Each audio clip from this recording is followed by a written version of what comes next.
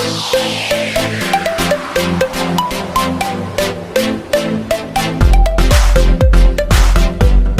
morning dear students, welcome to another class of chemistry. So today we are going to study a new chapter, P block elements, okay. Then you are familiar with S block elements and you studied those in +1, right? Yes. Here we are going to study P block elements and you are familiar with the two groups of P block elements which you are already studied in +1 classes, that is, yes, 13 and 14 group. We know that P block elements consist of group 13, 14, 15, 16, 17 and 18, right? And the 13 and 14 group you are already studied in +1 class. Here we are going to study from group 15, the properties of the elements in group 15 to group 18 and some of their importance, anomalous behavior, reactions, physical, chemical properties, etc. Okay, so let's start. The first group is group 15, right? Group 15 is known as nitrogen family because it is started from nitrogen. So, the group 15 members are nitrogen, phosphorus, arsenic, antimony and bismuth. So, these are the elements in group 15. Then, what are the physical properties of group 15 elements? What are the physical properties of group 15 elements? First of all, what is the electronic configuration of group 15 members? The general electronic configuration of group 15 members is NS2NP3. Just have a look on example of nitrogen. We know that the atomic number of nitrogen is 7. So, the subshell wise electronic configuration is 1s2, 2s2 and 2p3, right? Okay. So, just think of the outermost configuration of nitrogen, that is NS2NP3, right? So, we can say that the general outer electronic configuration of the group 15 members is NS2NP3, right? Yes. Then, here is the electronic configuration of each members in group 15, that is nitrogen, that is helium 2s2 2p3. You know the subshell wise electron representation of subshell wise electronic configuration by using the noble gas, right? Yes. Then next is phosphorus. Phosphorus, that is neon 3s2 3p3. Then arsenic, argon 3d10 4s2 4p3. So, looking that we can understand that the general electronic, outer electronic configuration is NS2NP3, right? NS2NP3. So, this is the electronic configuration of group 15 members. So, this is the first physical properties of group 15. Then, next one, atomic size. As compared to group 15, they are smaller in size due to increased nuclear charge. You are familiar with the periodic trends of elements while moving from left to right in a period and top to bottom in a group. You are already studied in classification of elements in the +1 class, right? So, we know that in the case of atomic size, as we move from left to right in a period, what happened to atomic size? It decreases because as we move from left to right in a period, nuclear charge increases by 1 unit. So, the newly added electron goes into the same shell, resulting in the shrinking of shell takes place. So, that the nuclear attraction over the valence electron also increases. So, atomic size decreases. Okay. So, from moving from group 14 to group 15, that is a period. So, simply we can say that atomic size also decreases because due to the increased nuclear charge. So, that is the second physical property. Then, along group, what happens? Yes, we know that as we move top to bottom in a group, atomic size increases. Why? As we move from top to bottom in a group, we know that number of shells also increases. So, the distance from the nucleus over the valence electron increases, but the nuclear attraction over the valence electron decreases. So, atomic radii or atomic size decreases. That also here Along group, size increases as every time a new shell is being added, due to which nuclear charge decreases. Okay. Then next property is ionization energy. What is mean by ionization energy? Yes, the amount of energy required to remove the most loosely bounded electron from an isolated gaseous atom is known as ionization energy.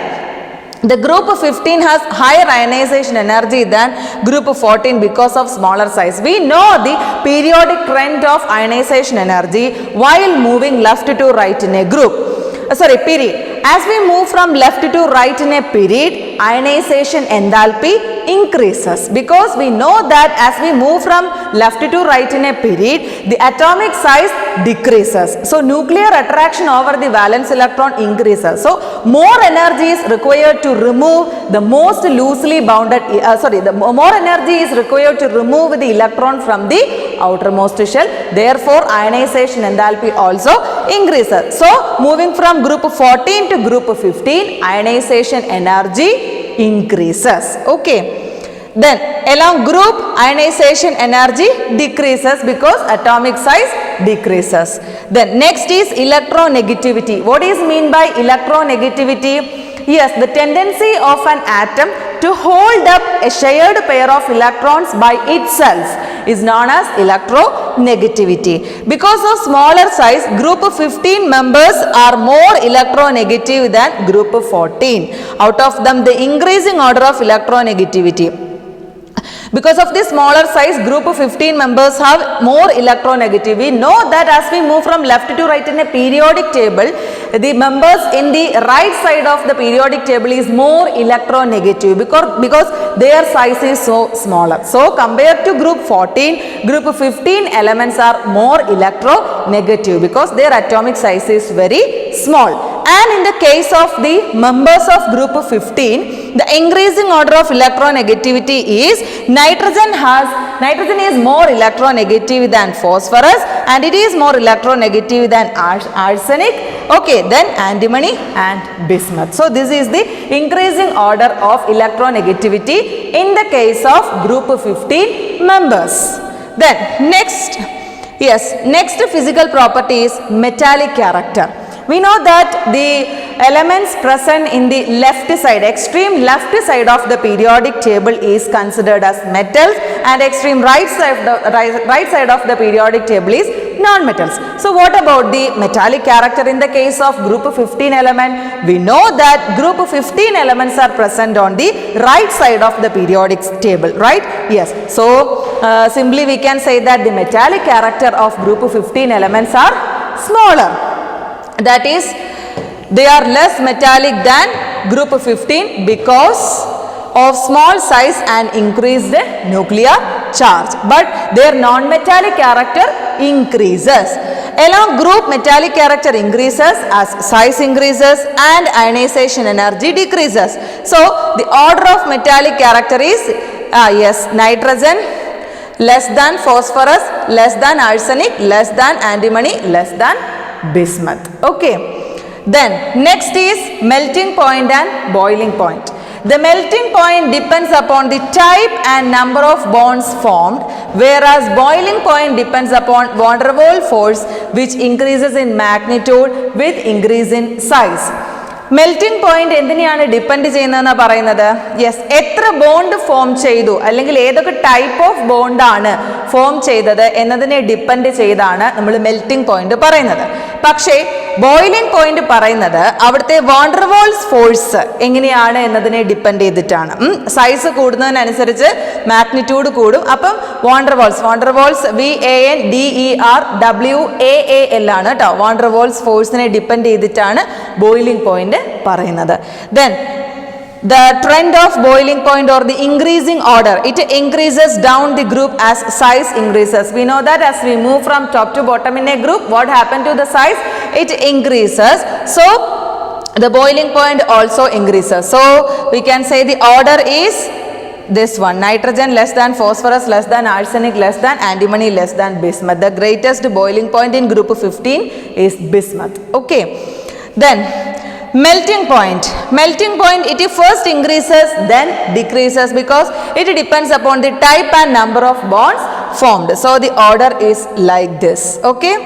The first increase ചെയ്യുന്നുണ്ട് അല്ലേ? നൈട്രജന് ഫോസ്ഫറസിനേക്കാളും എന്ത് ചെയ്യാണ്? കുറവാണ്. അപ്പോൾ ഇങ്ങോട്ട് പോകുന്ന അനുസരിച്ച് ഒരു ഇൻക്രീസ്, താഴേക്ക് വരുന്ന അനുസരിച്ച് ഒരു ഇൻക്രീസ് ഉണ്ട്.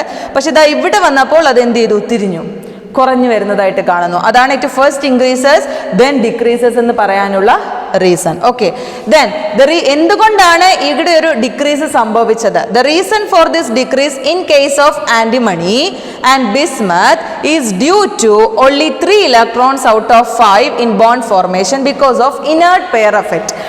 ഇനേർട്ട് പെയർ എഫക്റ്റ് ഉള്ളതുകൊണ്ട് എന്താണ്, 5 ബോണ്ട് അവിടെ ഉണ്ട്, പക്ഷെ അതിനകത്തിൽ എന്താണ്, അഞ്ചിനകത്തിൽ 3 ഇലക്ട്രോൺസ് മാത്രമേ യൂസ് ചെയ്യുന്നുള്ളൂ. അതുകൊണ്ടാണ് ഇവിടെ വന്നപ്പോൾ ആഴ്സനിക്കിന്റെ കേസ് വന്നപ്പോൾ, ആഴ്സനിക്കിന്റെയും ആന്റിമണിയുടെയും ആന്റിമണിയുടെയും ബിസ്മത്തിന്റെയും കേസ് വന്നപ്പോൾ ഡിക്രീസ് സംഭവിക്കാനുള്ള റീസൺ അതാണ്. Okay, then next is catenation. Catenation is they show only up to small extent like P(X) P4 ചെയിൻസിനെ, ലോങ് ചെയിൻസിനെ അല്ലെങ്കിൽ ലോങ് റിങ്സിനെ ഫോം ചെയ്യാനുള്ള കപ്പാസിറ്റിനെയാണ് നമ്മൾ എന്ത് പറയുന്നത്? കാറ്റിനേഷൻ. അതിൽ ഫോസ്ഫറസിന് ഒരു P4 വരെ റിങ് ആ ഒരു ചെയിൻ ഫോം ചെയ്യാനുള്ള കഴിവുണ്ട്. ഒരുപാടില്ല എങ്കിലും ഒരു P4 വരെ ചെയിൻ ഫോർമേഷൻ നടത്താനുള്ള ഒരു എബിലിറ്റി ഉള്ളത് കൊണ്ടാണ് കാറ്റിനേഷൻ എന്നും കൂടി നമ്മളിവിടെ ഫിസിക്കൽ പ്രോപ്പർട്ടിയിൽ മെൻഷൻ ചെയ്തിരിക്കുന്നത്. ഓക്കെ, നൈട്രജൻ ആണെങ്കിൽ N2 മാത്രമേ പറ്റുള്ളൂ. Okay, then next is oxidation state. Yes, we know that they have a electronic configuration is NS2 NP3, so their common oxidation states are +5 and +3, right? Yes, then the oxidation state shown by them. Nitrogen shows, yes, in the case of calcium nitride, this is the calcium nitride. So in the case of calcium nitride, we can calculate the oxidation state of nitrogen and find as -3. Then in the case of pyridine, it is an pyridine and this is a heterocyclic compound. So the oxidation state of nitrogen is -2 and it also show +3 oxidation state. So the nitrogen show the oxidation state as -3, -2 and +3. Then phosphorus, in the case of calcium phosphide, the oxidation state of phosphorus is -3. Bismuth as +3 due to inert pair effect. അപ്പോൾ may be നിങ്ങളോട് reason ചോദിക്കാം, എന്തുകൊണ്ടാണ് bismuth +3 oxidation state കാണിക്കുന്നത്? അപ്പോൾ inert pair effect അവിടെ ഉള്ളത് കൊണ്ടാണ് അയാൾ അത് കാണിക്കുന്നത്. It has only 1 compound in +5 oxidation state, that is bismuth pentafluoride. +5 oxidation സ്റ്റേറ്റിൽ അയാൾ ഒരു കോമ്പൗണ്ടിനെ മാത്രമേ അയാൾക്കുള്ളൂ, അതാണ് BiF5 അഥവാ ബിസ്മത്ത് പെന്റാഫ്ലൂറൈഡ് എന്ന് പറയുന്നത്. ഇനി നമ്മൾ ശ്രദ്ധിക്കേണ്ട ഒരു കാര്യം, nitrogen do not form compounds in +5 oxidation state.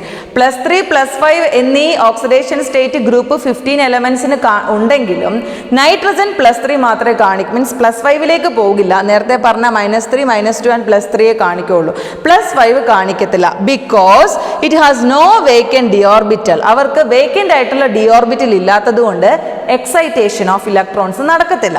അതുകൊണ്ട് തന്നെ അയാളുടെ കോവലൻസി എന്ത് ചെയ്യാം, 4 വരെ മാത്രമേ എക്സ്റ്റെൻഡ് ചെയ്യാൻ സാധിക്കുള്ളൂ. അപ്പോൾ 5ലേക്ക് പോകാൻ സാധിക്കില്ല. ചോദിക്കുന്ന ക്വസ്റ്റ്യൻ ആണ്, അതുകൊണ്ട് അത് ശ്രദ്ധിച്ചോണം. Nitrogen do not form compounds in +5 oxidation state why എന്ന രീതിയിൽ ക്വസ്റ്റ്യൻ വരാം. ഓക്കെ, അപ്പോൾ so these are the physical properties of group 15 elements. Next is anomalous behavior of nitrogen. What is mean by anomalous behavior? Yes, the difference of behavior compared to the rest of the members in the group. ഇപ്പോൾ group 15 case പറയുന്നു, ഒരു ഗ്രൂപ്പിനകത്തിൽ അതിലെ ആദ്യത്തെ element ബാക്കിയുള്ള മെമ്പേഴ്സിനെ അപേക്ഷിച്ച് വ്യത്യസ്തമായിട്ടുള്ള behaviour കാണിക്കുന്നുണ്ടെങ്കിൽ അതിനെയാണ് നമ്മൾ എന്ത് പറയുന്നത്, അനോമലസ് ബിഹേവിയർ എന്ന് പറയുന്നത്. So in the case of group 15, nitrogen also shows anomalous behaviour. So what are the behavior? Yes, it has small size and it has high ionization energy. It is most electronegative element in the case of group 15 and it has no vacant d orbital and it has no d pi p pi bonding. അതേസമയം ബാക്കിയുള്ളവർക്കൊക്കെ ഇതിൽ different ആയിട്ടുള്ള property ആയിരിക്കും ആ ഗ്രൂപ്പിൽ കാണിക്കുന്നത്. So these are the anomalous behaviour of nitrogen. ഇനി തുടക്കത്തിൽ ഞാൻ പറയാത്തൊരു കാര്യം പറയാം. പി ബ്ലോക്ക് എലമെന്റ്സ് എന്ന് പറഞ്ഞാൽ അത്യാവശ്യം ലെങ്തി ആയിട്ടുള്ള ഒരു ചാപ്റ്റർ ആണ്. അപ്പോൾ കുറച്ച് തിയറട്ടിക്കൽ ആയിട്ടുള്ള കാര്യങ്ങളാണ്. പ്രോബ്ലംസ് വളരെ കുറവാണ്, അങ്ങനെയൊന്നും ഇല്ല പ്രോബ്ലംസ്. അപ്പോൾ കുറേ നമുക്കറിയാം പി ബ്ലോക്കിൽ പെടുന്ന എല്ലാ ഗ്രൂപ്പിലെയും എലമെന്റ്സിന്റെ ഇത്തരത്തിലുള്ള പ്രോപ്പർട്ടീസിനെ കുറിച്ചാണ് ഈ ചാപ്റ്ററിൽ നമ്മൾ ഡിസ്കസ് ചെയ്യുന്നത്. അപ്പോൾ അതുകൊണ്ട് തന്നെ ഇത്രയും ഗ്രൂപ്പ് 15, 16, 17, 18 4 ഗ്രൂപ്പിനെ കുറിച്ച് നമുക്ക് ഇവിടെ പഠിക്കണം. അപ്പോൾ ഈ 4 ഗ്രൂപ്പിന്റെയും എല്ലാ പ്രോപ്പർട്ടീസും കാര്യങ്ങളും പഠിക്കുമ്പോഴും എന്താ ചാപ്റ്റർ ലെങ്തി ആവും എന്നുള്ള കാര്യമുണ്ട്. അപ്പോൾ അതുകൊണ്ട് തന്നെ നല്ല രീതിയിൽ വായിച്ച് പഠിക്കാൻ പറ്റുന്ന ഒരു ചാപ്റ്ററാണ്. അത്യാവശ്യം ലെങ്തി തന്നെയാണ്, എങ്കിലും വായിച്ചാൽ നല്ല രീതിയിൽ മനസ്സിലാക്കാൻ പറ്റുന്ന ഒരു ചാപ്റ്ററാണ്. അപ്പോൾ ഇതിൽ നിന്ന് ധാരാളം സ്മോൾ ടൈപ്പ് ക്വസ്റ്റ്യൻസ് വരാൻ സാധ്യതയുള്ള ചാപ്റ്ററാണ്. അപ്പോൾ അതുകൊണ്ട് ആ ഒരു രീതിയിൽ വേണം നിങ്ങൾ ഈ ചാപ്റ്ററിനെ അപ്രോച്ച് ചെയ്യാനായിട്ട്. മനസ്സിലായല്ലോ? സോ നമുക്ക് പോർഷനിലേക്ക് തിരിച്ചു വരാം. Next is the chemical properties of group 15. So you are now familiar with the physical properties of group 15 members. So next we are going to study the chemical properties of group 15 elements. The first one is reaction with hydrogen. ഹൈഡ്രജനുമായിട്ട് ഈ group 15 members react ചെയ്യുമ്പോൾ ഉള്ള properties എന്തൊക്കെയാണെന്ന് നമുക്ക് നോക്കാം. Whenever any substance react with hydrogen, they form respective hydrides. We know that any element react with hydrogen to form their corresponding hydrides, right? Yes. So likewise, group 15 elements also react with hydrogen to form their hydrides and the order of hydrides. അപ്പോൾ ഇവര് ഹൈഡ്രൈഡ്സിനെ ഉണ്ടാക്കുന്ന general ഫോമുലയാണ് EH3. ഈ എലമെന്റിനെ സൂചിപ്പിക്കാൻ general ആയിട്ട് കൊടുത്തിരിക്കുന്നതാണ്. അപ്പോൾ EH3 എന്ന രൂപത്തിലായിരിക്കും എന്ത് ചെയ്യുന്നത് ഗ്രൂപ്പ് 15 മെമ്പേഴ്സ് ഹൈഡ്രൈഡ്സിനെ ഫോം ചെയ്യുന്നത്. So this is the order of formation of hydrides, that is ammonia. NH3 is ammonia, then PH3 is called a phosphine, ASH3 is alcyne, SbH3 is stibine, BiH3 is bismuthine. So these are the hydrides of group 15 elements. All these hydrides are called Lewis bases. You are familiar with the term Lewis acid and Lewis bases. So these hydrides are all Lewis bases. Okay, then next, what are the properties of hydrides? The first one is bond angle. As we move down to the group, the bond angle decreases. So here the order of decrease of bond angle is, yes, it is greater in the case of ammonia. ഒരു ഗ്രൂപ്പിൽ മുകളിൽ നിന്ന് താഴേക്ക് വരുമ്പോൾ bond angle കുറയുകയാണെന്നാണ് പറഞ്ഞത്. അപ്പോൾ nitrogen, phosphorus, arsenic, antimony, bismuth എന്ന് പറഞ്ഞ് നമ്മൾ താഴേക്ക് വരുമ്പോൾ ബോണ്ട് ആംഗിൾ കുറഞ്ഞാണ് വരേണ്ടത്. അപ്പോൾ ഏറ്റവും കൂടുതൽ ബോണ്ട് ആംഗിൾ വരുന്നത് ആരുടെ ഹൈഡ്രൈഡിനായിരിക്കും? ഓഫ് കോഴ്സ് നൈട്രജന്റെ ഹൈഡ്രൈഡിന് തന്നെയായിരിക്കും. So this is the order of the bond angle. മനസ്സിലായോ? ഏറ്റവും കൂടുതൽ അമോണിയ ആയിരിക്കും, അതിലും കുറവായിരിക്കും ഫോസ്ഫൈൻ. ദെൻ നെക്സ്റ്റ് അങ്ങോട്ട് പോകുന്ന അനുസരിച്ച് കുറഞ്ഞു വരും. ഇനി ദ റീസൺ ബിഹൈൻഡ്, എന്തുകൊണ്ടാണ് ഇത്തരത്തിൽ കുറയുന്നത്, ഇതിന്റെ റീസൺ എന്താണെന്ന് ചോദിച്ചാൽ, when the size of central atom increases, lone pair will push closer to bond pair. അപ്പൊ സെൻട്രൽ ആറ്റത്തിന്റെ സൈസ് ഇൻക്രീസ് ചെയ്ത് വരുന്ന അനുസരിച്ച്, നമുക്കറിയാം നൈട്രജന് ബാക്കിയുള്ളവരെ സംബന്ധിച്ച് സൈസ് കുറവാണ്, അനോമലസ് ബിഹേവിയറിൽ നമ്മൾ പറഞ്ഞത്. അപ്പൊ താഴേക്ക് വരുമ്പോൾ നമുക്കറിയാം അറ്റോമിക് സൈസ് എന്ത് ചെയ്യുവാണ്? ഇൻക്രീസ് ചെയ്യുവാണ്. അപ്പൊ അത്തരത്തില് സെൻട്രൽ ആറ്റത്തിന്റെ സൈസ് ഇൻക്രീസ് ചെയ്യുന്നതിനനുസരിച്ച് എന്ത് പറ്റും? ലോൺ പെയർ കൂടുതൽ ബോണ്ട് പെയറിലേക്ക് അടുത്ത് വരുന്നതായിട്ട് നമുക്ക് കാണാൻ സാധിക്കും. അങ്ങനെ വരുമ്പോൾ സ്വാഭാവികമായിട്ട് അത് അടുത്തടുത്ത് വരിക മീൻസ് അവരുടെ ബോണ്ട് ആംഗിൾ ചുരുങ്ങുക എന്നല്ലേ അതിന്റെ അർത്ഥം. അതുകൊണ്ടാണ് താഴേക്ക് വരുന്ന അനുസരിച്ച് ബോണ്ട് ആംഗിൾ ഡിക്രീസ് ചെയ്ത് വരുന്നത്. Then next is basic character. എന്താണ് ബേസിക് ക്യാരക്ടർ എന്ന് പറഞ്ഞാൽ, യെസ്, നമുക്കറിയാം ലോൺ പെയർ ഓഫ് ഇലക്ട്രോൺസിനെ ഡൊണേറ്റ് ചെയ്യാനുള്ള ഒരാളുടെ എബിലിറ്റിയാണ് ബേസിക് ക്യാരക്ടർ എന്ന് നമ്മൾ പറയുന്നത്. That is it refers to the ability of a molecule to donate its lone pair, right? So അങ്ങനെ വരുമ്പോൾ ബേസിക് ക്യാരക്ടർ ഏറ്റവും കൂടുതലുള്ളത് അമോണിയയുടെ കേസിലായിരിക്കും. ഇങ്ങനെ ഒരു ഓർഡർ എടുത്താൽ, ഹൈഡ്രൈഡ്സിന്റെ ഓർഡർ എടുത്താൽ, ഇയാളായിരിക്കും ഏറ്റവും ബേസിക് ക്യാരക്ടർ കാണിക്കുന്നത്. ഇവിടെ ഏറ്റവും ലീസ്റ്റ് ബേസിക് ആയിരിക്കും. അപ്പൊ എന്ന് വെച്ചാൽ ഇയാൾക്കായിരിക്കും ഇവിടെ ലോൺ പെയർ ഓഫ് ഇലക്ട്രോൺസിനെ ഡൊണേറ്റ് ചെയ്യാനുള്ള എബിലിറ്റി കൂടുതലായിട്ടുള്ളത്. മനസ്സിലായല്ലോ? സോ അതുകൊണ്ട് ഇതായിരിക്കും In the case of hydrides of group 15 members, the order of basic character. ഈ ഓർഡർ ഒക്കെ നമ്മൾ അറിഞ്ഞിരിക്കണം. ഓർഡർ ചോദിക്കാം, അതിന്റെ റീസൺ ചോദിക്കാം, പല രീതിയിൽ ക്വസ്റ്റ്യൻസ് എക്സ്പെക്ട് ചെയ്യാം. Okay, then due to the large size of bismuth, ബിസ്മത്തിന് ലാർജ് സൈസ് ആണ്, നമുക്കറിയാം താഴേക്ക് വരുന്ന അനുസരിച്ച് സൈസ് കൂടുകയാണ്. അങ്ങനെ വരുമ്പോൾ ലോൺ പെയർ ഡെൻസിറ്റി എന്ത് ചെയ്യും? വളരെ കുറവായിരിക്കും. അപ്പോൾ അയാൾക്ക് ഇലക്ട്രോണിനെ ലൂസ് ചെയ്യാനുള്ള ടെൻഡൻസി കുറവായിരിക്കും. നമുക്കറിയാം ലോൺ പെയറിനെ ഡൊണേറ്റ് ചെയ്യുന്ന ടെൻഡൻസിനെയാണ് നമ്മൾ ബേസിക് ക്യാരക്ടർ എന്ന് വിളിക്കുന്നത്. അപ്പോൾ ഇയാൾക്കത് കുറവാണ്. പക്ഷേ അമോണിയയ്ക്ക് അത് കൂടുതലായതുകൊണ്ട് തന്നെ, അല്ലെങ്കിൽ നൈട്രജൻ അത് കൂടുതലായതുകൊണ്ട് തന്നെ അയാളായിരിക്കും മോർ ബേസിക് ആയിട്ടുള്ളത്. മനസ്സിലായല്ലോ? Next one is stability.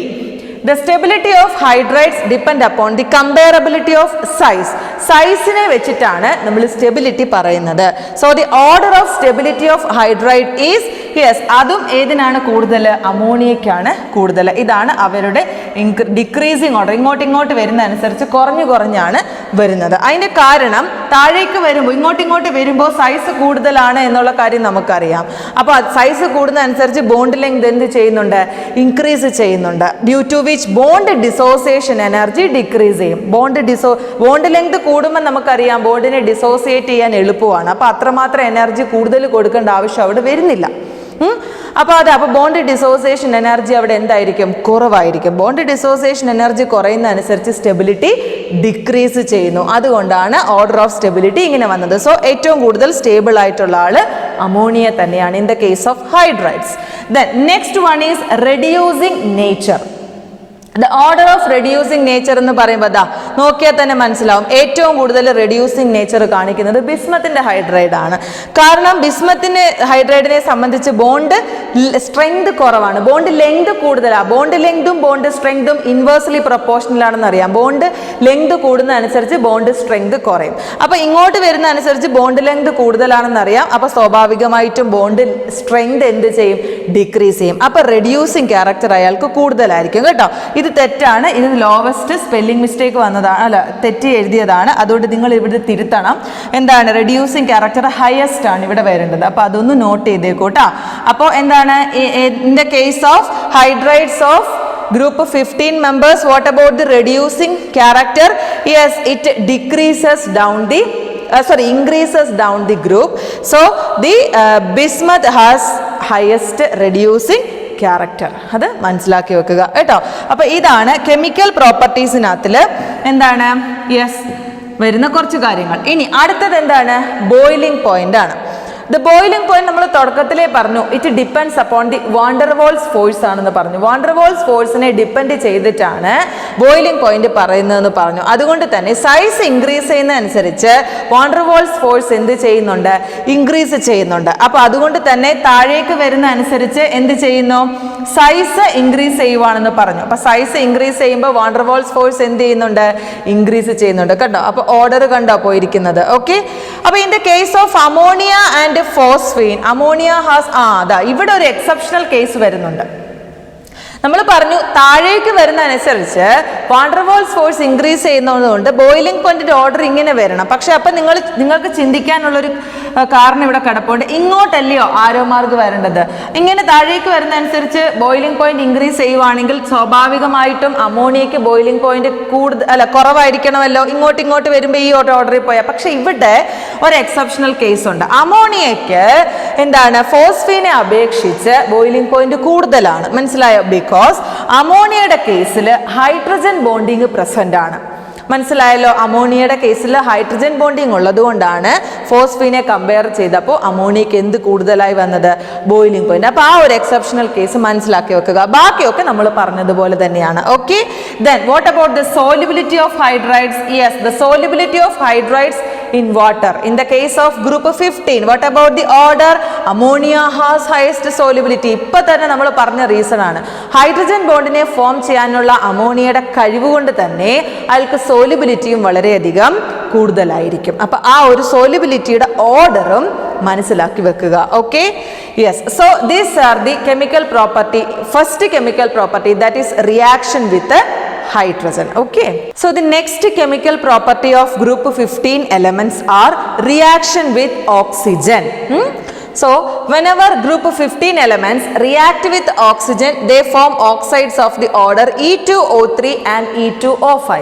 ഈ രണ്ട് ഫോമിലായിരിക്കും, അതായത് ട്രൈ ഓക്സൈഡും പെൻഡാ ഓക്സൈഡ്സും ആയിരിക്കും ഗ്രൂപ്പ് 15 എലമെന്റ്സ് ഓക്സിജനുമായി റിയാക്ട് ചെയ്യുമ്പോൾ ഉണ്ടാക്കുന്ന 2 ടൈപ്സ് ഓഫ് ഓക്സൈഡ്സ് എന്ന് പറയുന്നത്. ഓക്കെ, ദെൻ അതാണ് try oxides and penta oxides എന്ന് പറയുന്നത്. And nitrogen form maximum types of different oxides ranging from +1 to +5. ഇനി നൈട്രജന്റെ ഓക്സൈഡ്സ് ഏതൊക്കെയാണെന്ന് നോക്കിക്കേ. N2O നിങ്ങൾക്കറിയാം, ലാഫിംഗ് ഗ്യാസ് എന്ന് നമ്മൾ വിളിക്കുന്നത് N2O-നെയാണ്. Here the oxidation state of nitrogen is +1 and in the case of NO oxidation state is +2. In the case of N2O3 oxidation state is +3. In the case of N2O4 oxidation state is +4 and N2O5 oxidation state is +5. This is the most acidic because oxidation state കൂടുന്നതിനനുസരിച്ച് acidic കൂടിക്കൊണ്ടിരിക്കുകയാണ് കേട്ടോ, അതാണ്. Then ഈ എല്ലാ ഓക്സൈഡ്സിന്റെ കേസിലും p-pi bonding നടക്കുന്നുണ്ട്. Okay, p-pi bonding also takes place. Then what about in the case of phosphorus? Yes, phosphorus form oxide in the oxidation state of +3 in the case of P4O6 compound, and in the case of P4O8 it show the oxidation state +4, and in the case of P4O5 it shows the oxidation state of +5. And arsenic form oxides as As2O3, As2O5. As2O3 is the arsenic trioxide and As2O5 is the arsenic pentaoxide. Okay, then what about the antimony? Antimony forms oxide as Sb2O3, that is antimony trioxide, and Sb2O5, that is antimony pentaoxide. Then bismuth form oxide as Bi2O5 and Bi2O3. Bi2O3 is the bismuth trioxide and Bi2O5 is the bismuth pentaoxide. Okay, so then what about the nature of the oxides? Nitrogen and phosphorus form acidic oxide. Arsenic and antimony forms amphoteric oxide. Amphoteric means it show both the character of acidic and basic oxides. Okay, then what about the case of bismuth? It forms basic oxide. ഞാൻ already പറഞ്ഞു, oxidation state കൂടുന്നതിനനുസരിച്ച് ഓക്സൈഡിന്റെ acidic character എന്ത് ചെയ്യുന്നുണ്ട്, increase ചെയ്യും. അതാണ് higher oxidation state, more acidic is the oxide. So this is the reaction with the oxygen. Next is the reaction with halogens. Reaction with halogens or group 17 elements. The group of 15 elements combine with the halogens and form their respective halides, and they have the general formula EX3 and EX5.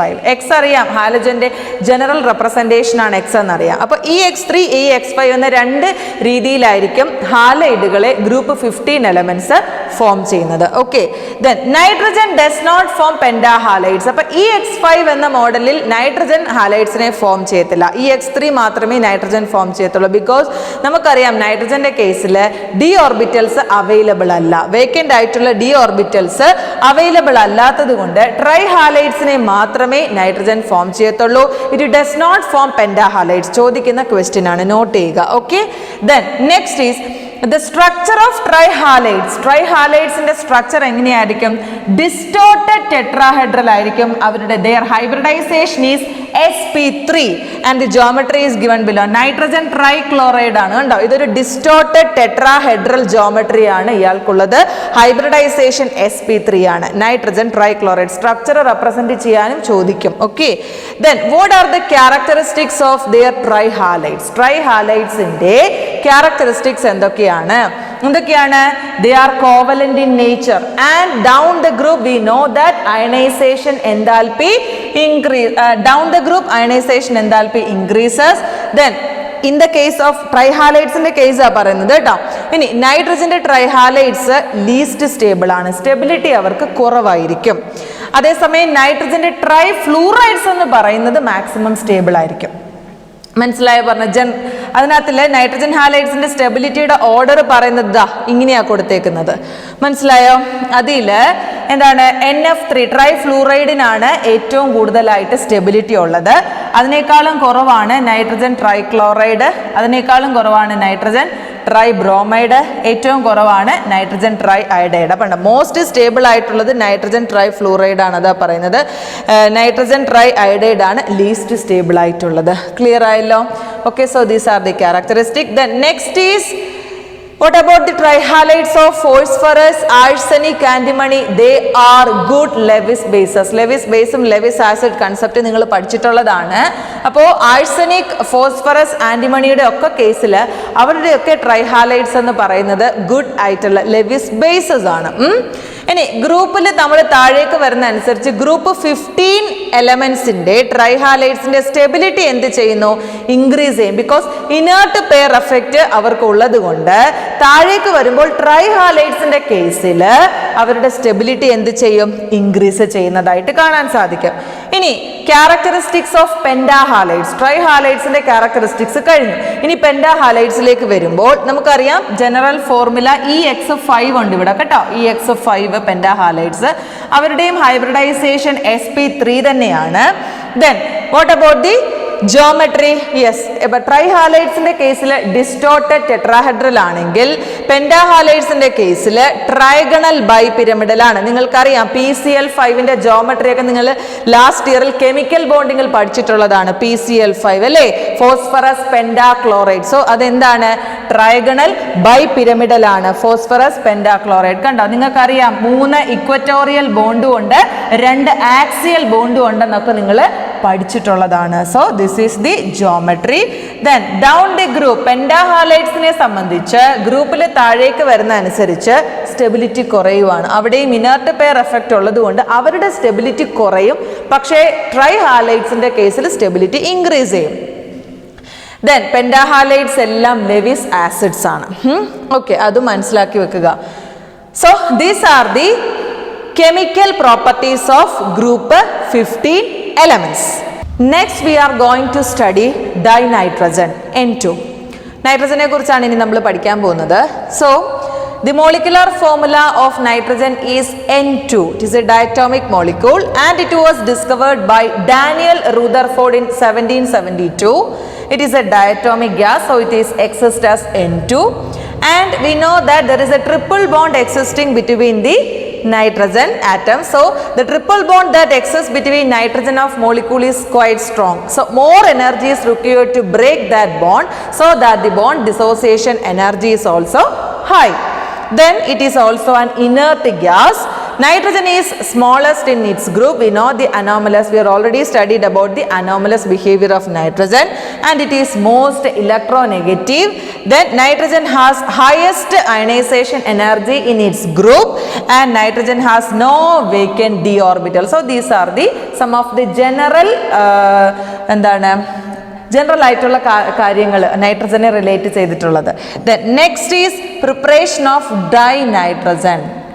How we can prepare dinitrogen? So the first preparation method is it can be prepared by reacting ammonium chloride with soda lime or sodium hydroxide. Ammonium ക്ലോറൈഡിനെയും sodium hydroxide ആണ് soda lime എന്ന് പറയുന്നത്. അപ്പോൾ ammonium ക്ലോറൈഡിനെയും sodium ഹൈഡ്രോക്സൈഡിനെയും കൂടി react ചെയ്താൽ നമുക്ക് ആരെ പ്രിപ്പയർ ചെയ്യാൻ പറ്റും? നൈട്രജനെ പ്രിപ്പയർ ചെയ്യാൻ പറ്റും. സിമ്പിൾ ആയിട്ടുള്ള റിയാക്ഷൻ ആണ്. നമുക്കറിയാം അമോണിയം ക്ലോറൈഡ് എന്ന് പറഞ്ഞാൽ NH4Cl ആണ്. സോഡ ലൈം അല്ലെങ്കിൽ സോഡിയം ഹൈഡ്രോക്സൈഡ് NaOH ആണ്. രണ്ടുപേരെ കൂടെ റിയാക്ട് ചെയ്യിപ്പിക്കുക, N2 ഫോം ചെയ്യും നൈട്രജൻ. ബാക്കി വരുന്ന ബൈ പ്രോഡക്ട്സ് NaCl അതേപോലെ തന്നെ H2O. സിമ്പിൾ ആണ്. പക്ഷേ ഈ രീതിയിൽ നമ്മൾ ഫോം ചെയ്യുന്ന nitrogen contain so many impurities, that is nitric oxide, nitric acid, അത്തരത്തിലെ കുറെ ഇമ്പ്യൂരിറ്റീസ് ഉണ്ട്. അപ്പോൾ ആ ഇമ്പ്യൂരിറ്റീസിനെ റിമൂവ് ചെയ്യാൻ വേണ്ടി ഇവിടെ നമുക്ക് കിട്ടിയ ഈ നൈട്രജനെ കോൺസെൻട്രേറ്റഡ് സൾഫ്യൂരിക് ആസിഡിലേക്ക് ബബിൾ ചെയ്യുന്നുണ്ട്. എന്തിനു വേണ്ടിയിട്ടാണ് അപ്പോൾ കോൺസെൻട്രേറ്റഡ് സൾഫ്യൂരിക് ആസിഡിലേക്ക് നമ്മൾ ബബിൾ ചെയ്യുന്നത്? In order to remove the impurities from the nitrogen, so obtained in the case of this preparation method. Okay, then another method for preparing pure nitrogen is by heating with barium nitrate. Barium nitrate ഉപയോഗിച്ച് heat ചെയ്താൽ pure ആയിട്ടുള്ള നൈട്രജനെ നമുക്ക് എന്ത് ചെയ്യാൻ പറ്റും?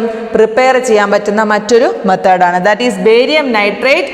On heating we get nitrogen.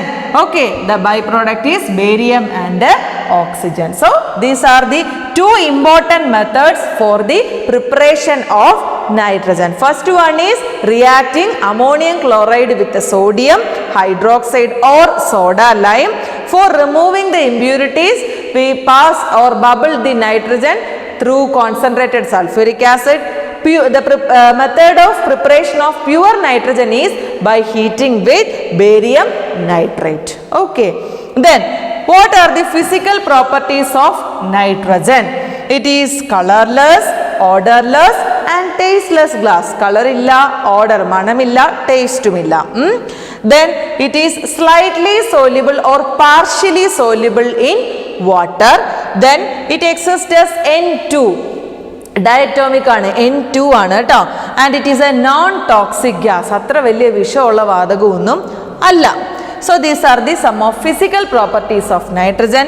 Next is chemical properties of nitrogen. What are the chemical properties of nitrogen? First one is reaction with a metal. When nitrogen react with a metal, it form metal nitrides.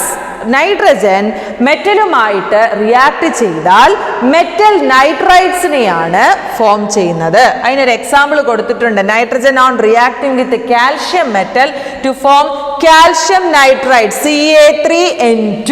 Okay. Then what about the reaction with the non-metal? They react with non-metal to form compounds like നോക്കിക്കേ, nitrogen oxygen ഒരു non metal ആണ്. React ചെയ്യുമ്പോൾ nitrogen ഡയോക്സൈഡിനെ form ചെയ്തു, ഹൈഡ്രജനുമായി react ചെയ്തപ്പോൾ അമോണിയെ form ചെയ്തു. So these are the reaction of nitrogen with both metal and non metal. Then what R the uses of nitrogen? ഇതൊക്കെ വളരെ എളുപ്പമുള്ള കാര്യങ്ങളാണ് അല്ലേ, നമുക്ക് വേഗം വായിച്ചാൽ മനസ്സിലാവും. വളരെ അല്ലെങ്കിൽ ഒരുപാട് സമയം എടുത്ത് ഒത്തിരി എഴുതി പഠിക്കേണ്ട ആവശ്യമൊന്നുള്ള കാര്യങ്ങളല്ല, ജസ്റ്റ് വായിച്ചാൽ തന്നെ നമുക്ക് മനസ്സിൽ നിൽക്കുന്ന കാര്യങ്ങളാണ്. അപ്പോൾ അത്രയും സിമ്പിൾ ആയിട്ടുള്ള പോർഷൻസ് ആണ്. Then what are the uses of nitrogen? Liquid nitrogen is used as preservative for specimens. സ്പെസിമെൻസിന് പ്രിസർവേറ്റീവ് ആവശ്യമാണ്. അപ്പോൾ അത്തരത്തിലുള്ളൊരു പ്രിസർവേറ്റീവ് ആയിട്ട് നമുക്ക് ആരെ യൂസ് ചെയ്യാം? ലിക്വിഡ് നൈട്രജനെ യൂസ് ചെയ്യാൻ പറ്റും. And also it is used to manufacture compound like nitric acid. Nitric acid എന്ന കോമ്പൗണ്ട്സിൻ്റെ ഒക്കെ പ്രിപ്പറേഷന് വേണ്ടിയിട്ടും നമുക്ക് നൈട്രജനെ യൂസ് ചെയ്യാൻ പറ്റും. And it is also used to create inert atmosphere. Already നമ്മൾ അയാളുടെ ഫിസിക്കൽ പ്രോപ്പർട്ടിയിൽ പറഞ്ഞു അയാൾ ഒരു ഇനേർട്ട് ഗ്യാസ് ആണ്. അതുകൊണ്ട് തന്നെ ഒരു ഇനേർട്ട് അറ്റ്മോസ്ഫിയർ ക്രിയേറ്റ് ചെയ്യാൻ വേണ്ടിയിട്ട് നൈട്രജനെ യൂസ് ചെയ്യാൻ പറ്റും. Okay, so these are the related matters about nitrogen. First one is the physical properties of nitrogen. What is mean by dinitrogen? Its molecular formula, discovery, then triple bond, and the next is preparation of dinitrogen. Two methods are used for the preparation of dinitrogen. Then the physical properties, colorless, odorless, tasteless, like that, and the chemical properties, reaction with the metals and non-metals, and the last one is uses of nitrogen. Next we are going to study ammonia. We know the molecular formula of ammonia is NH3. Ammonia. What are the preparation methods of ammonia? First one is laboratory preparation. Laboratory preparation of ammonia. The first method is hydrolysis of urea. Hydrolysis of urea. This is urea, NH2CONH2. This is the chemical formula of urea. Okay, so on hydrolysis of urea, how can we get ammonia? The following method. The method is here. Urea is NH2CONH2. യൂറിയനെ നമ്മൾ hydrolysis ചെയ്യാണ്, വാട്ടറുമായിട്ട് നമ്മൾ treat ചെയ്യാണ്. കണ്ട, plus H2O. എന്ത് കിട്ടി? Direct ആയിട്ട് നമുക്ക് ആരെ കിട്ടി? അമോണിയ കിട്ടി. ബാക്കിയൊക്കെ ഇവിടെ ബൈ പ്രോഡക്റ്റ് ആയിട്ട് കൊടുത്തിരിക്കുന്നതാണ്. നോക്കുക, നിങ്ങൾക്ക് മനസ്സിലാവും. Ammonia plus calcium chloride plus എന്താണ്? H2O. ഇതിന് വീണ്ടും എന്ത് സംഭവിക്കും? ഡീകമ്പോസിഷൻ നടന്നിട്ട് എന്താണ്? അമോണിയം കാർബണേറ്റ് കിട്ടും. അമോണിയം കാർബണേറ്റിന് ഡിസോസിയേഷൻ നടന്നിട്ട് ammonia, carbon dioxide and water എന്നീ പ്രോഡക്റ്റ് കിട്ടും. ഇതൊരു റിവേഴ്സിബിൾ ആയിട്ടുള്ള റിയാക്ഷൻ ആയതുകൊണ്ടാണ് ഡബിൾ ഹെഡഡ് ആയിട്ടുള്ള ആരോ നമ്മൾ കൊടുത്തിരിക്കുന്നത്. മനസ്സിലായോ? അപ്പൊ ഈ രീതിയിൽ നമുക്ക് എന്ത് ചെയ്യാം? യൂറിയനെ ഹൈഡ്രോളിസിസ് നടത്തി അമോണിയനെ പ്രിപ്പയർ ചെയ്യാൻ പറ്റുന്ന laboratory preparation of ammonia. This is the first method. Then next method is by reacting ammonium chloride with calcium hydroxide. Ammonium ക്ലോറൈഡിനെ കാൽഷ്യം ഹൈഡ്രോക്സൈഡ്, ഒരു പക്ഷേ ഈ മെത്തേഡ് നിങ്ങൾ 9th സ്റ്റാൻഡേർഡിൽ പഠിച്ചിട്ടുണ്ടാവും, ഫെമിലിയർ ആയിരിക്കും. കാൽഷ്യം ഹൈഡ്രോക്സൈഡുമായി ട്രീറ്റ് ചെയ്ത് നമുക്ക് അമോണിയനെ പ്രിപ്പയർ ചെയ്യാം. We know the chemical formula. അപ്പോൾ എല്ലാ കോമ്പൗണ്ട്സിൻ്റെയും നിങ്ങൾ ഈ റിയാക്ഷൻ പഠിക്കുന്ന സമയത്ത് ഓരോ കോമ്പൗണ്ട്സിൻ്റെയും കെമിക്കൽ ഫോർമുല എഴുതാൻ നിങ്ങൾ അറിഞ്ഞിരിക്കണം. കെമിക്കൽ ഫോർമുല അറിഞ്ഞാൽ തിയറി നമ്മുടെ മനസ്സിലുണ്ടെങ്കിൽ നമുക്ക് സിമ്പിളായിട്ട് ഇക്വേഷൻ എഴുതാൻ സാധിക്കും. സോ ഇത്തരം റിയാക്ഷൻസ് ഒക്കെ മാക്സിമം എഴുതി പഠിക്കാൻ ശ്രദ്ധിക്കണം. Okay, so what is the chemical formula of ammonium chloride? NH4Cl അല്ലേ? കാൽഷ്യം ഹൈഡ്രോക്സൈഡ് ആണെങ്കിലോ CaOH ട്വൈസ് അറിയാം. അപ്പോൾ അത് രണ്ടും കൂടെ ഒന്ന് ട്രീറ്റ് ചെയ്ത് നോക്കിക്കേ, ആരെ കിട്ടും നമുക്ക്? അമോണിയനെ കിട്ടും. എളുപ്പമല്ലേ അത്?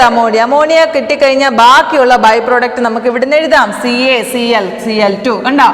കാൽഷ്യം ക്ലോറൈഡ് കിട്ടി. ബാക്കി ഇവിടുന്ന് H+OH- കൂടെ ചേർന്നാൽ വാട്ടർ ആണ് കിട്ടുന്നതെന്ന് അറിയാം. So this is the another method of preparing ammonia by treating ammonium chloride with calcium hydroxide, right? The next method is by reacting ammonium sulfate with sodium hydroxide. Ammonium sulfate with sodium hydroxide. Ammonium sulfate NH4 twice SO4. ഇവിടെ bracket complete ചെയ്യണം കേട്ടോ. NH4 twice SO4. Okay, വിത്ത് sodium hydroxide NaOH. എന്തൊക്കെ കിട്ടും? നമുക്ക് വേണ്ടത് ആരാണ്? അമോണിയാണ്. Ammonia മാറിക്കഴിഞ്ഞാൽ പിന്നെ ബൈ പ്രോഡക്റ്റ് ആയിട്ട് സോഡിയം സൾഫേറ്റും വാട്ടറുമാണ് വരുന്നത്. 3 മെത്തേഡായില്ലേ അമോണിയ പ്രിപ്പയർ ചെയ്യാനായിട്ട്. സോ അങ്ങനെ ഈ വഴികളിലൂടെ എല്ലാം നമുക്ക് അമോണിയനെ പ്രിപ്പയർ ചെയ്യാൻ പറ്റും. ലബോറട്ടറി പ്രിപ്പറേഷൻ ആണ്. On hydrolysis of urea we get ammonia. The next method is by reacting ammonium chloride with calcium hydroxide. Next method is by treating ammonium sulfate with sodium hydroxide. So these are the methods for the preparation of ammonia. എളുപ്പമല്ലയോ? ഇത് എഴുതി പഠിച്ചാൽ മതി. Then അടുത്തത് industrial preparation ആണ്. ലബോറട്ടറിയിൽ ഈ പറഞ്ഞ മെത്തേഡിലൂടെയൊക്കെ നമുക്ക് അമോണിയനെ പ്രിപ്പയർ ചെയ്യാം. ഇൻഡസ്ട്രിയലി നമുക്ക് പ്രിപ്പയർ ചെയ്യണമെങ്കിൽ ലബോറട്ടറിയിലൊക്കെ നമുക്ക് വളരെ കുറച്ച് എമൗണ്ട് മതി പ്രിപ്പറേഷൻ ചെയ്ത് കിട്ടുന്നത്. പക്ഷേ ഇൻഡസ്ട്രിയൽ പ്രിപ്പറേഷൻ എന്ന് പറഞ്ഞാൽ, അല്ലെങ്കിൽ കൊമേഴ്ഷ്യലി പ്രിപ്പയർ ചെയ്യുക എന്ന് പറഞ്ഞു കഴിഞ്ഞാൽ ഒരു ലാർജ് സ്കെയിലിൽ പ്രിപ്പയർ ചെയ്യണം. വലിയൊരു തോതിൽ എമൗണ്ട് നമുക്ക് വേണം അല്ലേ? അപ്പോൾ അത്തരത്തിൽ വരുമ്പോൾ ലബോറട്ടറി പ്രിപ്പറേഷൻ കൊണ്ട് നമുക്ക് സാധിക്കില്ല. നമുക്കറിയാം എന്താണ് ഇൻഡസ്ട്രിയൽ പ്രിപ്പറേഷൻ ഓഫ് അമോണിയ എങ്ങനെയാണ് നടക്കുന്നത് എന്നുള്ളത്. എന്താണ്? In this nitrogen and hydrogen are taken in 1:3 ratio and catalyst iron and molybdenum oxide is used. ഇതിനൊരു പേരുണ്ടല്ലോ കുഞ്ഞുങ്ങളെ, എന്താണ് ഇതിന്റെ പേര്? Haber process. Industrial preparation of ammonia is known as Haber process. നമ്മൾ പഠിച്ചിട്ടുള്ളതാണ് അല്ലേ? അപ്പൊ ഹേബർ പ്രോസസ്സിൽ നൈട്രജനെയും ഹൈഡ്രജനെയും 1:3 എന്ന റേഷ്യോയിലാണ് നമ്മൾ എടുക്കുന്നത്. ഒപ്പം തന്നെ അത് നിങ്ങൾക്കറിയാം N2+ എന്താണ്? Yes, H2. അവനകത്തിൽ നിങ്ങൾ ബാലൻസ് ചെയ്തിട്ടുള്ള റിയാക്ഷൻ ഒക്കെ നിങ്ങൾ എഴുതിയിട്ടുണ്ട് അല്ലേ? 3H2 N2+ 3H2 gives 2NH3 എന്നാണ് ആ റിയാക്ഷൻ, നിങ്ങൾക്കറിയാം. അപ്പൊ അവിടെ നൈട്രജൻ ഒരെണ്ണം അല്ലേ ഉള്ളൂ? യെസ്. ദെൻ പിന്നെ ഹൈഡ്രജൻ 3 എണ്ണം എടുക്കുന്നില്ലേ? അതാണ് 1:3 എന്ന റേഷ്യോ പറഞ്ഞിരിക്കുന്നത്. ഓക്കെ, ഇനി കാറ്റലിസ്റ്റ് ആയിട്ട് നമ്മൾ സ്പോഞ്ചി അയൺ ആണ് യൂസ് ചെയ്യുന്നതെന്ന് അറിയാം. ദെൻ പിന്നെ എന്തിനാണ് മോളിബ്ഡിനം ഓക്സൈഡ് യൂസ് ചെയ്യുന്നത്? യെസ്, നമ്മൾ ഓൾറെഡി സർഫസ് കെമിസ്ട്രിയിൽ പ്രൊമോട്ടേഴ്സിനെ കുറിച്ചും പോയിസൺസിനെ കുറിച്ചും പഠിച്ചിരുന്നു അല്ലേ? അപ്പൊ അതിൽ പ്രൊമോട്ടർ എന്ന് പറഞ്ഞാൽ എന്താണ്?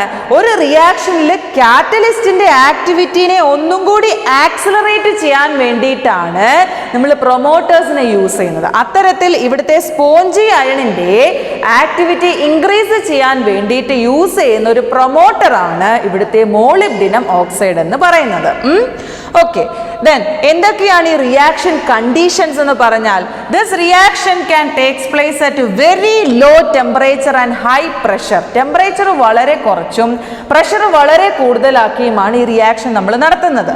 Okay, and the structure of this hydride എന്താണ്? പിരമിഡൽ ആണ്. അമോണിയയുടെ സ്ട്രക്ചർ നിങ്ങൾ ലാസ്റ്റ് ഇയറിൽ കെമിക്കൽ ബോണ്ടിങ്ങിൽ പഠിച്ചിട്ടുള്ളതാണ്. പിരമിഡൽ സ്ട്രക്ചർ ആണെന്നും അയാളുടെ ഹൈബ്രിഡൈസേഷൻ sp3 ആണെന്നും പഠിച്ചതാണ് അല്ലേ?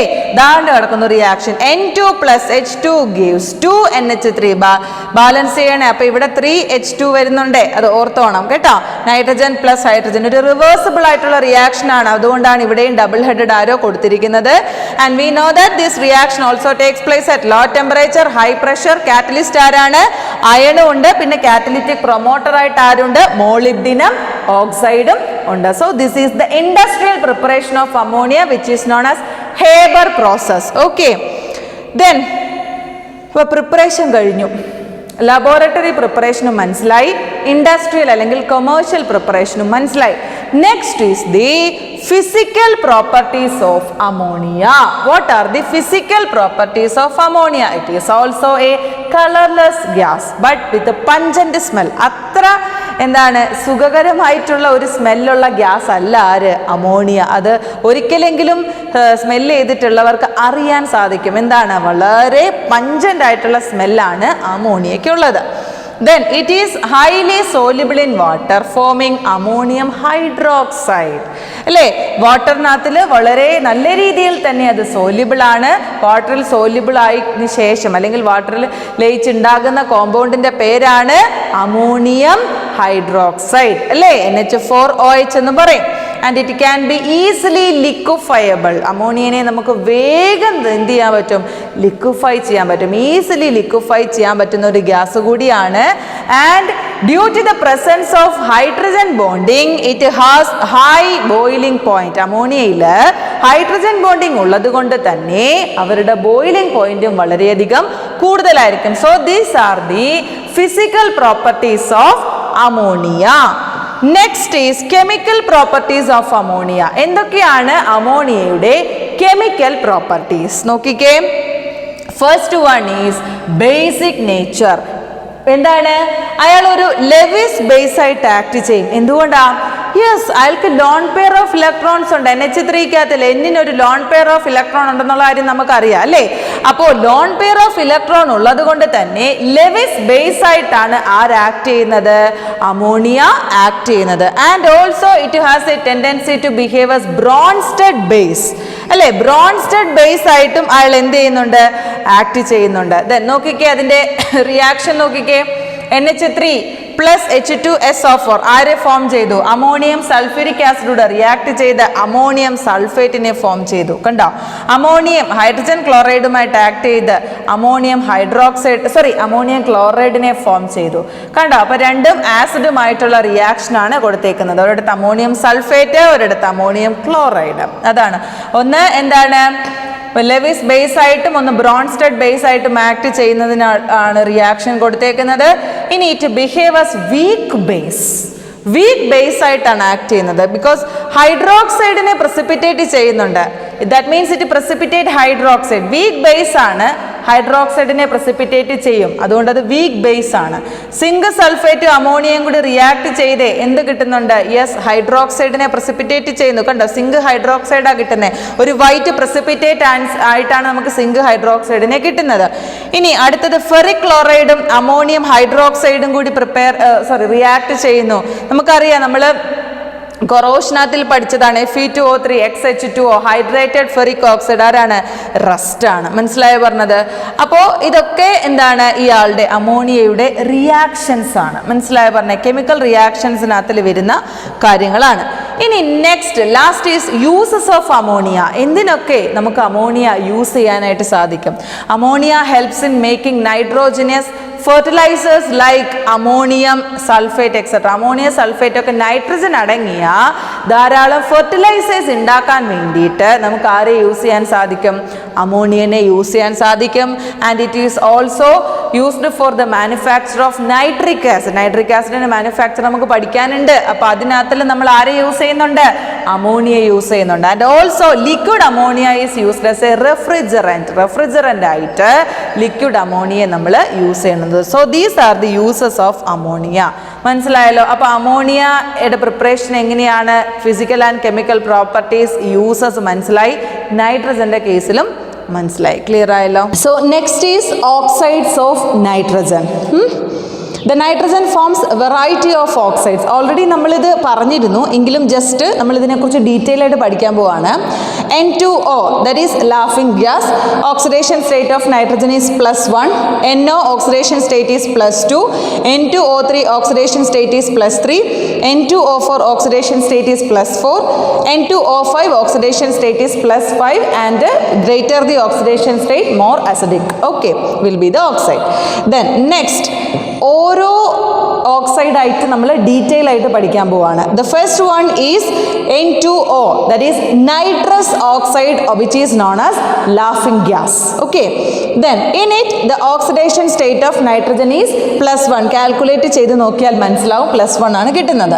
ഇനി how can we prepare this nitrous oxide or laughing gas? It is prepared by heating ammonium nitrate. Ammonium നൈട്രേറ്റിനെ ഹീറ്റ് ചെയ്താണ് നൈട്രസ് ഓക്സൈഡിനെ നമ്മൾ പ്രിപ്പയർ ചെയ്യുന്നത്. Okay, ammonium nitrate is NH4NO3. On heating we get nitrous oxide and the by product is water. Simple ആയിട്ടുള്ള reaction ആണല്ലോ. അപ്പോൾ ഈ രീതിയിൽ നമുക്ക് കിട്ടുന്ന നൈട്രസ് ഓക്സൈഡിൻ്റെ ഫിസിക്കൽ പ്രോപ്പർട്ടീസ് എന്ന് പറഞ്ഞാൽ they are colourless, neutral and exist in gaseous state. Gaseous സ്റ്റേറ്റിലായിരിക്കും എക്സിസ്റ്റ് ചെയ്യുന്നത്. ആൻഡ് ദേ കണ്ടോ നൈട്രസ് ഓക്സൈഡിൻ്റെ സ്ട്രക്ചർ കൊടുത്തേക്കുന്നത് കണ്ടോ N2O എന്നല്ലേ, അതിനകത്തിൽ ഡബിൾ ബോണ്ടാണ്. രണ്ട് നൈട്രജൻ്റെ ഇടയിലും ഡബിൾ ബോണ്ടാണ്, നൈട്രജൻ്റെ ഓക്സിജൻ്റെ ഇടയിലും ഡബിൾ ബോണ്ടാണ്. So this is the structure of nitrous oxide. Structure എക്സാമിന് ചോദിക്കും, ഇമ്പോർട്ടൻ്റ് ആണ്, അപ്പോൾ അത് നോട്ട് ചെയ്യണം. Okay, so the first oxide of nitrogen is nitrous oxide N2O, which is also known as laughing gas, and in it oxidation state of nitrogen is +1 and it is prepared by heating ammonium nitrate, and the physical properties are they are colorless, neutral and exist in gaseous state, and this is the structure of nitrous oxide, right? Then second oxide of nitrogen is nitric oxide. The chemical formula is NO, nitric oxide, and here the oxidation state of nitrogen is +2. And the preparation, it can be prepared by treating NaNO2. NaNO2 is sodium nitrite, NaNO2 plus FeSO4, ferrous sulfate, which gives Fe2SO4 thrice ferrous sulfite and sodium bisulfite. Sodium bisulfate or sodium hydrogen sulfate plus NO. This is the nitric oxide plus water. അപ്പോൾ എങ്ങനെയാണ് നമുക്ക് nitric ഓക്സൈഡിനെ കിട്ടുന്നത്? Sodium നൈട്രൈറ്റിനെയും ferrous സൾഫേറ്റിനെയും കൂടി treat ചെയ്താൽ മതി. NaNO2 എന്ന് പറയുന്നത് sodium nitrate, FeSO4 we know ferrous sulphate. Treat ചെയ്യുമ്പോൾ ഫെറിക് സൾഫേറ്റിനെയും കിട്ടും. ഇത് NaHSO4 സോഡിയം ബൈസൾഫേറ്റ് എന്ന് വിളിക്കാം, അല്ലെങ്കിൽ സോഡിയം ഹൈഡ്രജൻ സൾഫേറ്റ് എന്നും വിളിക്കാം. അടുത്തതാണ് നമുക്ക് കിട്ടിയ നൈട്രിക് ഓക്സൈഡ്. അപ്പോൾ ഈ രീതിയിൽ നൈട്രിക് ഓക്സൈഡിനെ പ്രിപ്പയർ ചെയ്യാം. And it is also colourless and it is also A neutral gas. Yes, next is nitric oxide structure. എങ്ങനെയാണ് നൈട്രിക് ഓക്സൈഡിന്റെ സ്ട്രക്ചർ വന്നേക്കുന്നത്? യെസ്, N കണ്ടോ, this is the nitric oxide structure. And എന്താണ് ഇതിൻ്റെ length കൊടുത്തേക്കുന്നത്? എത്രയാണ്? 115 picometre ആണ് കൊടുത്തേക്കുന്നത്. മനസ്സിലായോ പറഞ്ഞത്? അപ്പോൾ this is the structure of nitric oxide. Structure important ആണ്. ഇനി അടുത്ത എന്താണ്? Next oxide is N2O3 or nitrogen trioxide. Nitrogen trioxide. In the case എന്താണ് ഓക്സിഡേഷൻ സ്റ്റേറ്റ് എന്ന് പറയുന്നത്? +3 ആണ്. ഓക്സിഡേഷൻ സ്റ്റേറ്റ് കണ്ടുപിടിക്കാൻ നിങ്ങൾക്കറിയാമല്ലോ. എങ്ങനെയാണ് നമ്മൾ കണ്ടുപിടിക്കുന്നത്? ഇപ്പം ഞാൻ ജസ്റ്റ് ഒരു എക്സാമ്പിൾ ഇതിൻ്റെ കേസിൽ കാണിക്കാം. N2O3യിൽ നമുക്ക് നൈട്രജൻ്റെ ഓക്സിഡേഷൻ സ്റ്റേറ്റ് കണ്ടുപിടിക്കാം. That is 2x plus -2 into 3 is equal to 0, right? 2x minus 6 is equal to 0. 2x is equal to +6 and x is equal to +6 by 2, that is +3. So the oxidation state of nitrogen in N2O3 is +3. അപ്പോൾ ഈ രീതിയിൽ ഓരോ compound എടുക്കുമ്പോഴും അല്ലെ ഓരോ oxide എടുക്കുമ്പോഴും നിങ്ങൾ നൈട്രജൻ്റെ oxidation state calculate ചെയ്ത് നോക്കിയാൽ മതി. അപ്പോൾ നിങ്ങൾക്ക് മനസ്സിലാവും. അപ്പോൾ അത് ക്ലിയർ ആയല്ലോ. Okay, then how can we prepare nitrogen trioxide? Yes, this NO plus N2O4 gives N2O3. എന്ത് ചെയ്താൽ മതി? നൈട്രിക് ഓക്സൈഡിനെയും N2O4നെയും കൂടി ട്രീറ്റ് ചെയ്താൽ നമുക്ക് നൈട്രജൻ ട്രയോക്സൈഡ് അല്ലെങ്കിൽ N2O3 കിട്ടും. ഡയറക്റ്റ് പ്രിപ്പറേഷൻ ആണ് അല്ലെങ്കിൽ ഡയറക്റ്റ് കോമ്പിനേഷൻ ആണ്. മനസ്സിലായല്ലോ. ഇനി ഇയാളുടെ കളർ ഇതൊരു ബ്ലൂ സോളിഡ് ആണ് കേട്ടോ. ബ്ലൂ കളർ ഉണ്ട്. അതേപോലെ തന്നെ ഇത് അസിഡിക് നേച്ചർ ആയിരിക്കും. ദെൻ സ്ട്രക്ചർ കൊടുത്തേക്കുന്നത് കണ്ടോ? യെസ്, എങ്ങനെയാണ് സ്ട്രക്ചർ കൊടുത്തേക്കുന്നത്? നൈട്രിക് ഓക്സൈഡ് N2O3 ആണ്. 2 നൈട്രജൻ ഉണ്ട്. ഇവിടെ ഒരു നൈട്രജൻ ഉണ്ട്, ഇവിടെ ഒരു നൈട്രജൻ ഉണ്ട്. മനസ്സിലായോ? ഇവർ തമ്മിൽ ഒരു ബോണ്ട് ഉണ്ട്. ഓക്കെ, ദെൻ ഇതെന്താണ്? N+ ആണ്. മനസ്സിലായോ? ഓക്കെ, ഒരു പ്ലസ് ചാർജ് ഉണ്ട്.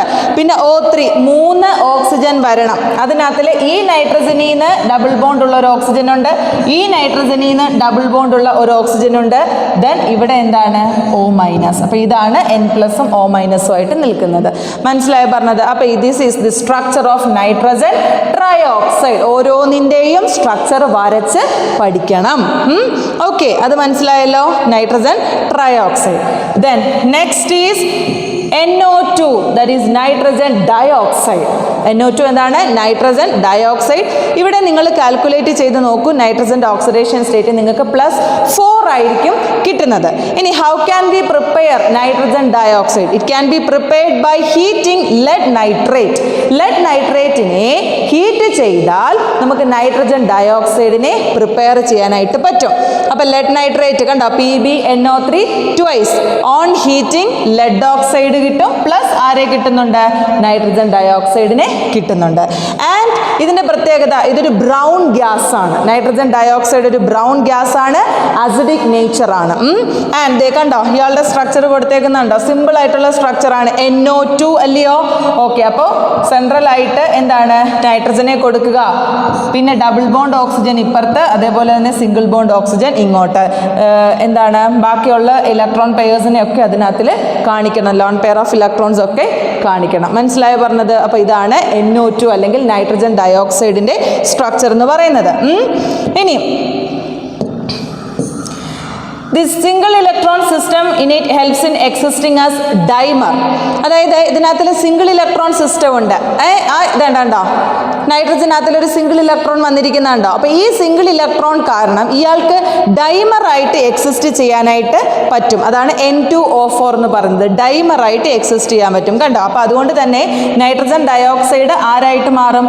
ഡൈമറായിട്ട് മാറും. Dimer of nitrogen dioxide. അപ്പം NO2 തന്നെ ഒരെണ്ണം കൂടി വരുന്നതാണ് N2O4 എന്ന് പറയുന്നത്. മനസ്സിലായോ? അപ്പം നൈട്രജൻ ഡയോക്സൈഡിനെ എന്താണ്? അയാളുടെ ഡൈമറായിട്ട് എക്സിസ്റ്റ് ചെയ്യാൻ പറ്റും. ബിക്കോസ് നൈട്രജനകത്തിൽ എന്തുള്ളത് കൊണ്ട്? ഒരു സിംഗിൾ ഇലക്ട്രോൺ പ്രസന്റ് ആയിരിക്കുന്നത് കൊണ്ടാണ്. ഓക്കെ, ഇനി on cooling we get dimer and on heating dimer we get nitrogen dioxide. എങ്ങനെയാണ് നമ്മൾ ഇനി ഡൈമറിനാക്കുന്നത്?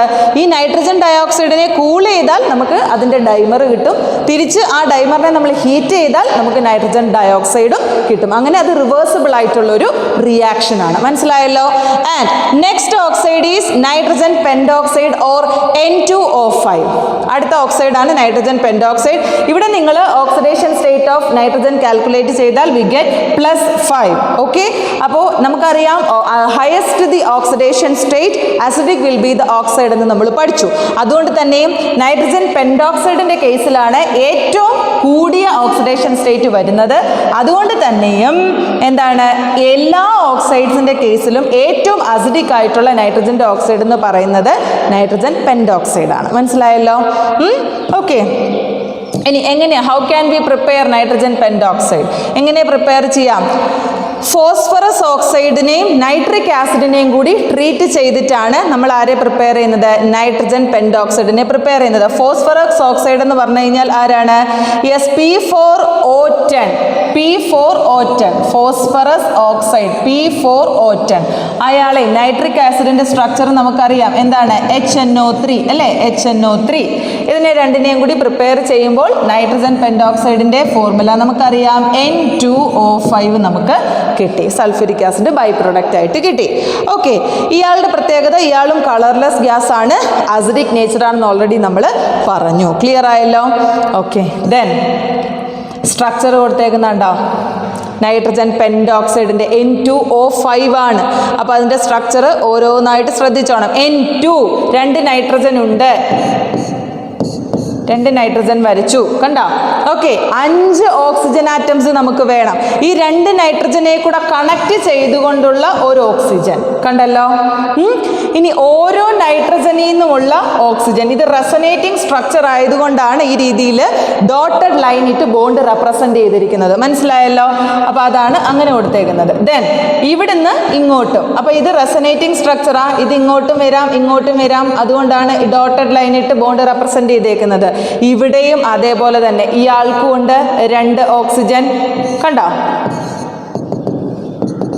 മനസ്സിലായോ? അപ്പോൾ ഇതിൻ്റെ ഇടയ്ക്ക് ഇയാളുടെ ബോണ്ട് ആംഗിൾ ഇവിടെ റെപ്രസെന്റ് ചെയ്തിട്ടുണ്ട്. സോ N2 1 2 3 4 5 5 ഓക്സിജൻ ആറ്റംസ് ആയി. This is the structure of nitrogen penta oxide. മനസ്സിലായല്ലോ? ദെൻ ഓക്കെ, അപ്പോൾ so these are the oxides of nitrogen. മനസ്സിലായോ പറഞ്ഞത്? അപ്പോൾ ഓരോ നൈട്രജൻ്റെ ഓക്സൈഡിലെയും നൈട്രജൻ്റെ ഓക്സിഡേഷൻ സ്റ്റേറ്റ് പറയുക, അയാളുടെ സ്ട്രക്ചർ പറയുക, പ്രിപ്പറേഷൻ പറയുക, പിന്നെ ഫിസിക്കൽ പ്രോപ്പർട്ടീസ് ഉണ്ടെങ്കിൽ അത് പറയുക. സ്ട്രക്ചർ വരച്ച് പഠിച്ചോണം, അത് ഇമ്പോർട്ടൻ്റ് ആണ്. പ്രത്യേകം പേരെടുത്ത് ഒരു 1 മാർക്ക് ക്വസ്റ്റ്യൻ ആയിട്ടൊക്കെ A പാർട്ടിൽ സ്ട്രക്ചർ വരയ്ക്കാനൊക്കെ ചോദിക്കും. അപ്പോൾ അത് അത്രയും ഇമ്പോർട്ടൻ്റ് ആയിട്ട് ഓക്സൈഡ്സ് ഓഫ് നൈട്രജൻ പഠിക്കുക. Next is the preparation of nitric acid. Preparation അല്ല, നൈട്രിക് ആസിഡിൻ്റെ എല്ലാ കാര്യങ്ങളും നമ്മൾ പറയുന്നുണ്ട്. So nitric acid, V know the chemical formula of nitric acid is HNO3, right? Yes. And the laboratory preparation of nitric acid. ലബോറട്ടറിയിൽ എങ്ങനെയാണ് നമ്മൾ nitric ആസിഡിനെ പ്രിപ്പയർ ചെയ്യുക? Yes, by treating sodium nitrate plus H2SO4, that is hydrogen sulfate, which gives sodium bisulfate and nitric acid. ഇതൊക്കെ താഴെയാണ് കേട്ടോ numbers വരുന്നത്. Chemical formula എഴുതുമ്പോൾ ശ്രദ്ധിക്കണം. NaNO3, NaNO3 sodium nitrate, okay, plus hydrogen sulfate or sulfuric acid H2SO4 gives sodium bisulfate or sodium hydrogen sulfate, that is NaHSO4 plus എന്താണ് നമുക്ക് വേണ്ടത്? Yes, nitric acid. ഈ രീതിയിൽ ലബോറട്ടറിയിൽ സ്മോൾ സ്കെയിൽ ആയിട്ട് നമുക്ക് ആരെ പ്രിപ്പയർ ചെയ്യാം? നൈട്രിക് ആസിഡിനെ പ്രിപ്പയർ ചെയ്യാനായിട്ട് പറ്റും. ഇനി ഇൻഡസ്ട്രിയലി എങ്ങനെയാണ് നമ്മൾ നൈട്രിക് ആസിഡിനെ പ്രിപ്പയർ ചെയ്യുന്നത്? How can we prepare commercially or industrially? That process is known as Ostwald process. നമ്മൾ അമോണിയയുടെ ഇൻഡസ്ട്രിയൽ പ്രിപ്പറേഷനെ ഹേബർ പ്രോസസ് എന്നാണ് വിളിച്ചതെങ്കിൽ the industrial preparation of nitric acid is known as Ostwald process. Okay, so എങ്ങനെയാണ് ആ റിയാക്ഷനിൽ കുറേ സ്റ്റെപ്പുകൾ വരുന്നുണ്ട്. ഏതൊക്കെയാണെന്നുള്ളത് ഓരോന്നായിട്ട് നമുക്ക് നോക്കാം. The first step is oxidation of ammonia. അമോണിയനെ നമ്മൾ ആദ്യം എന്ത് ചെയ്യാൻ പോവാണ്? ഓക്സിഡേഷൻ നടത്താൻ പോവാണ്. We know the chemical formula of ammonia is NH3. On oxidation നടത്തുക. അപ്പോൾ ഓരോ സ്റ്റെപ്പ് ബൈ സ്റ്റെപ്പ് ആയിട്ട് പഠിക്കുക. First step oxidation of ammonia. അമോണിയനെ നമ്മൾ ഓക്സിഡൈസ് ചെയ്യുന്നു. നിങ്ങൾ റിയാക്ഷൻ്റെ ഇക്വേഷൻ എഴുതുമ്പോൾ ശ്രദ്ധിക്കേണ്ട ഒരു കാര്യം, ഒരിക്കലും സ്വന്തമായി എഴുതുമ്പോൾ ആദ്യം ബാലൻസ് ചെയ്ത് കാണാതെ പഠിച്ചെഴുതുന്ന ആ ഒരു ടെൻഡൻസി ഉണ്ടെങ്കിൽ അത് അവോയ്ഡ് ചെയ്യുക. ഫസ്റ്റ് ഓക്സിഡേഷൻ ഓഫ് അമോണിയ എന്ന് നമ്മൾ മനസ്സിലാക്കുമ്പോൾ അമോണിയൻ്റെ കെമിക്കൽ ഫോർമുല നമുക്കറിയാം. ഓക്സിഡേഷൻ ആണെങ്കിൽ +O2 ആണെന്നറിയാം, വിച്ച് ഗീവ്സ് ആദ്യത്തെ സ്റ്റെപ്പിൽ അമോണിയനെ ഓക്സിഡേഷൻ നടത്തുമ്പോൾ നമുക്ക് നൈട്രിക് ഓക്സൈഡ് ആണ് കിട്ടുന്നത്. ഓൾറെഡി നമ്മൾ നൈട്രജൻ്റെ ഓക്സൈഡുകൾ പഠിച്ചതാണ്. അപ്പം നൈട്രിക് ഓക്സൈഡ് എന്ന് പറയുമ്പോൾ NO ആണ്. മനസ്സിലായോ? പിന്നെ ബൈ പ്രോഡക്റ്റ് ആയിട്ട് നമുക്ക് വാട്ടർ വരും. പിന്നെ പ്രധാനമായിട്ട് നിങ്ങൾ ശ്രദ്ധിക്കേണ്ട ഒരു കാര്യം, ഓരോ റിയാക്ഷൻ്റെയും കണ്ടീഷൻസ് നമ്മൾ മെൻഷൻ ചെയ്യണം.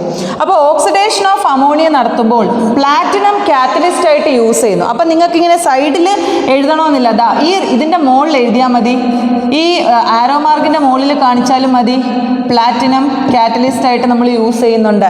അതേപോലെ തന്നെ എന്താണ്, പ്രഷർ 9 bar ആണ് യൂസ് ചെയ്യുന്നത്.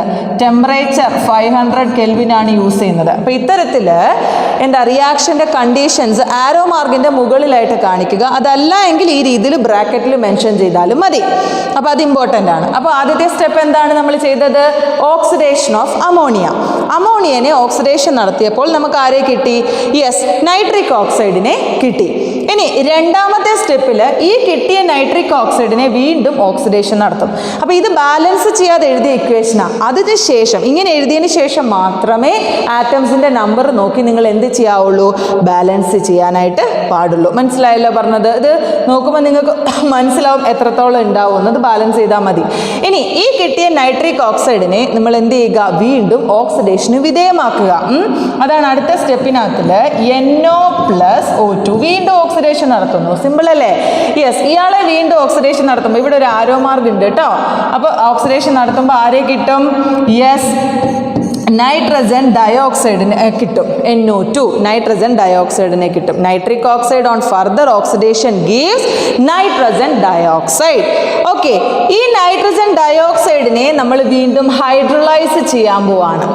നൈട്രജൻ ഡയോക്സൈഡിനെ നമ്മൾ ഹൈഡ്രോളിസിസ് നടത്തുന്നു, വാട്ടറുമായിട്ട് നമ്മൾ ട്രീറ്റ് ചെയ്യുന്നു. അതാണ് മൂന്നാമത്തെ സ്റ്റെപ്പ് എന്ന് പറയുന്നത്. ഓക്കെ, അപ്പോൾ NO2+H2O ഇതാണ് മൂന്നാമത്തെ സ്റ്റെപ്പ്. അപ്പോൾ നമുക്ക് കിട്ടേണ്ടത് ആരെയാണ്?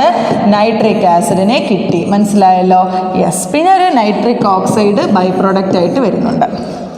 ക്ലിയർ ആയി എന്ന് വിചാരിക്കുന്നു. അപ്പം 3 സ്റ്റെപ്പേ ഉള്ളൂ, 3 സ്റ്റെപ്പ് മാത്രമേ ഉള്ളൂ അല്ലേ? ആദ്യത്തെ സ്റ്റെപ്പിനകത്തിൽ നമ്മൾ എന്താണ് ചെയ്തത്? ഫസ്റ്റ് സ്റ്റെപ്പിനകത്തിൽ നമ്മൾ ഓക്സിഡേഷൻ ഓഫ് അമോണിയ നടത്തി. അപ്പോൾ നമുക്ക് നൈട്രിക് ഓക്സൈഡ് കിട്ടി. രണ്ടാമത്തെ സ്റ്റെപ്പിൽ ആ കിട്ടിയ നൈട്രിക് ഓക്സൈഡിനെ വീണ്ടും നമ്മൾ ഓക്സിഡേഷൻ നടത്തി. അപ്പോൾ നമുക്ക് നൈട്രജൻ ഡയോക്സൈഡ് കിട്ടി. ആ കിട്ടിയ നൈട്രജൻ ഡയോക്സൈഡിനെ നമ്മൾ ഹൈഡ്രോളിസിസ് നടത്തിയപ്പോൾ നമുക്ക് നൈട്രിക് ആസിഡിനെ കിട്ടി. മനസ്സിലായല്ലോ? So Ostwald process for the industrial preparation of nitric acid. First step is oxidation of ammonia, we get nitric oxide. Nitric oxide, on further oxidation we get nitrogen dioxide. On hydrolysis of nitrogen dioxide we get ammonia, nitric acid. Okay, nitric ആസിഡിനെ കിട്ടി. ഇനി ഈ കിട്ടിയ nitric acid എന്ന് പറഞ്ഞാൽ 98% pure ആണ്. അതിൽ 2% എന്താണ്? പ്യുവർ അല്ല. ആ 2%നെ നമുക്ക് കോൺസെൻട്രേറ്റഡ് സൾഫ്യൂരിക് ആസിഡ് യൂസ് ചെയ്ത് പ്യൂരിഫൈ ചെയ്യാനായിട്ട് സാധിക്കും. So this is the Ostwald process for the preparation of nitric acid. Next is what are the physical properties of nitric acid. ഈ രീതിയിൽ നമ്മൾ പ്രിപ്പയർ ചെയ്ത നൈട്രിക് ആസിഡിൻ്റെ ഫിസിക്കൽ പ്രോപ്പർട്ടീസ് എന്തൊക്കെയാണെന്ന് ചോദിച്ചാൽ, it is A colourless liquid. Nitric acid colourless ആയിട്ടുള്ള ലിക്വിഡാണ്. പിന്നെ നിങ്ങൾ ലാബിൽ റിയാക്ഷൻസ് ചെയ്യുമ്പോൾ നൈട്രിക് ആസിഡ് ചിലതെടുക്കുമ്പോൾ ഒരു യെല്ലോയിഷ് കളർ നിങ്ങൾക്ക് കാണാൻ പറ്റും. എന്തുകൊണ്ടാണ്? അത് ഇംപ്യൂർ ആണ്. അപ്പോൾ യെല്ലോ കളറിലുള്ള നൈട്രിക് ആസിഡ് നിങ്ങൾക്ക് കിട്ടിയാൽ മനസ്സിലാക്കിക്കോണം, ദാറ്റ് ഈസ് ഇംപ്യൂർ. പ്യൂർ ആയിട്ടുള്ള നൈട്രിക് ആസിഡ് കളർലെസ് ആയിരിക്കും. മനസ്സിലായല്ലോ പറഞ്ഞത്? ഇനി എന്തുകൊണ്ടാണ് ഇംപ്യൂർ നൈട്രിക് ആസിഡ് യെല്ലോ ആകാൻ കാരണം? ബിക്കോസ് അതിനകത്തിലുള്ള നൈട്രജൻ ഡയോക്സൈഡ് ആണ് അതിൻ്റെ ഇംപ്യൂരിറ്റി എന്ന് പറയുന്നത്. അതിനകത്തിൽ നൈട്രജൻ ഡയോക്സൈഡ് ഇംപ്യൂരിറ്റി ആയിട്ട് കിടക്കുന്നത് കൊണ്ടാണ് അയാൾ യെല്ലോ കളറിൽ കാണപ്പെടുന്നത്. മനസ്സിലായല്ലോ? അപ്പോൾ അതുകൊണ്ട് തന്നെ we can say that nitric acid is also called fuming nitric acid. നിങ്ങൾ അത് എടുക്കുമ്പം ഫ്യൂംസ് പുറത്തേക്ക് വരുന്നതായിട്ട് നിങ്ങൾക്ക് കാണാൻ പറ്റും. അപ്പോൾ ഇതൊക്കെ ലാബിൽ നിങ്ങൾക്ക് ലൈവായിട്ട് കിട്ടുന്ന ഒരു എക്സ്പീരിയൻസ് ആണ്. അപ്പോൾ അതൊക്കെ ഒന്ന് ഒബ്സർവ് ചെയ്യണം.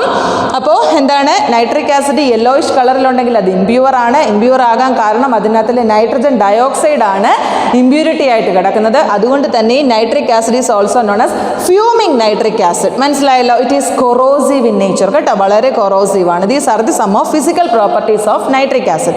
Then going to the chemical properties of nitric acid. എന്താണ്? It keeps on oxidising and forms. അത് നൈട്രിക് ആസിഡിനെ കുറച്ചു നേരം നമ്മൾ വെച്ച് കഴിഞ്ഞാൽ അത് എന്താണ്? ഓക്സിഡൈസ് ചെയ്ത് നൈട്രജൻ ഡയോക്സൈഡിനെ ഫോം ചെയ്യുന്നത് കൊണ്ടാണ് എന്താണ്? We can see the brown colour fumes. നമുക്കറിയാം നൈട്രജൻ ഡയോക്സൈഡ് നമ്മൾ ഓക്സൈഡ്സ് ഓഫ് നൈട്രജനിൽ പറഞ്ഞതാണ് ബ്രൗൺ കളറാണ് അതിനെന്ന് പറഞ്ഞു. അപ്പോൾ അത് ഓക്സിഡൈസ് ചെയ്ത് നൈട്രജൻ ഡയോക്സൈഡിനെ ഉണ്ടാക്കിയാൽ ആ ബോട്ടിൽ തുറക്കുമ്പോൾ ബ്രൗൺ കളറിലെ ഫ്യൂംസ് പുറത്തേക്ക് വരുന്നതായിട്ട് നമുക്ക് കാണാൻ സാധിക്കും. മനസ്സിലായല്ലോ? ഇനി അടുത്ത കെമിക്കൽ പ്രോപ്പർട്ടി അസിഡിക് നേച്ചറാണ്. നൈട്രിക് ആസിഡ് എന്ന് പറഞ്ഞാൽ അസിഡിക് നേച്ചറാണ്. ബിക്കോസ് എന്താണ്? അത് ഡിസോസിയേറ്റ് ചെയ്യുമ്പോൾ, വെള്ളത്തിൽ നമ്മൾ ഡിസോൾവ് ചെയ്യുമ്പോൾ അതിൽ ഡിസോസിയേറ്റ് ചെയ്ത് ആരെയാണ് ഫോം ചെയ്യുന്നത്? H+ അയോൺസിനെ ഫോം ചെയ്യുന്നുണ്ട്. അതിൻ്റെ ഡിസോസിയേഷൻ റിയാക്ഷൻ നമുക്ക് എഴുതാം അല്ലേ? എന്താണ്? HNO3 ഓൺ ഡിസോസിയേഷൻ എന്താ നമുക്ക് കിട്ടുന്നത്? H++NO3-.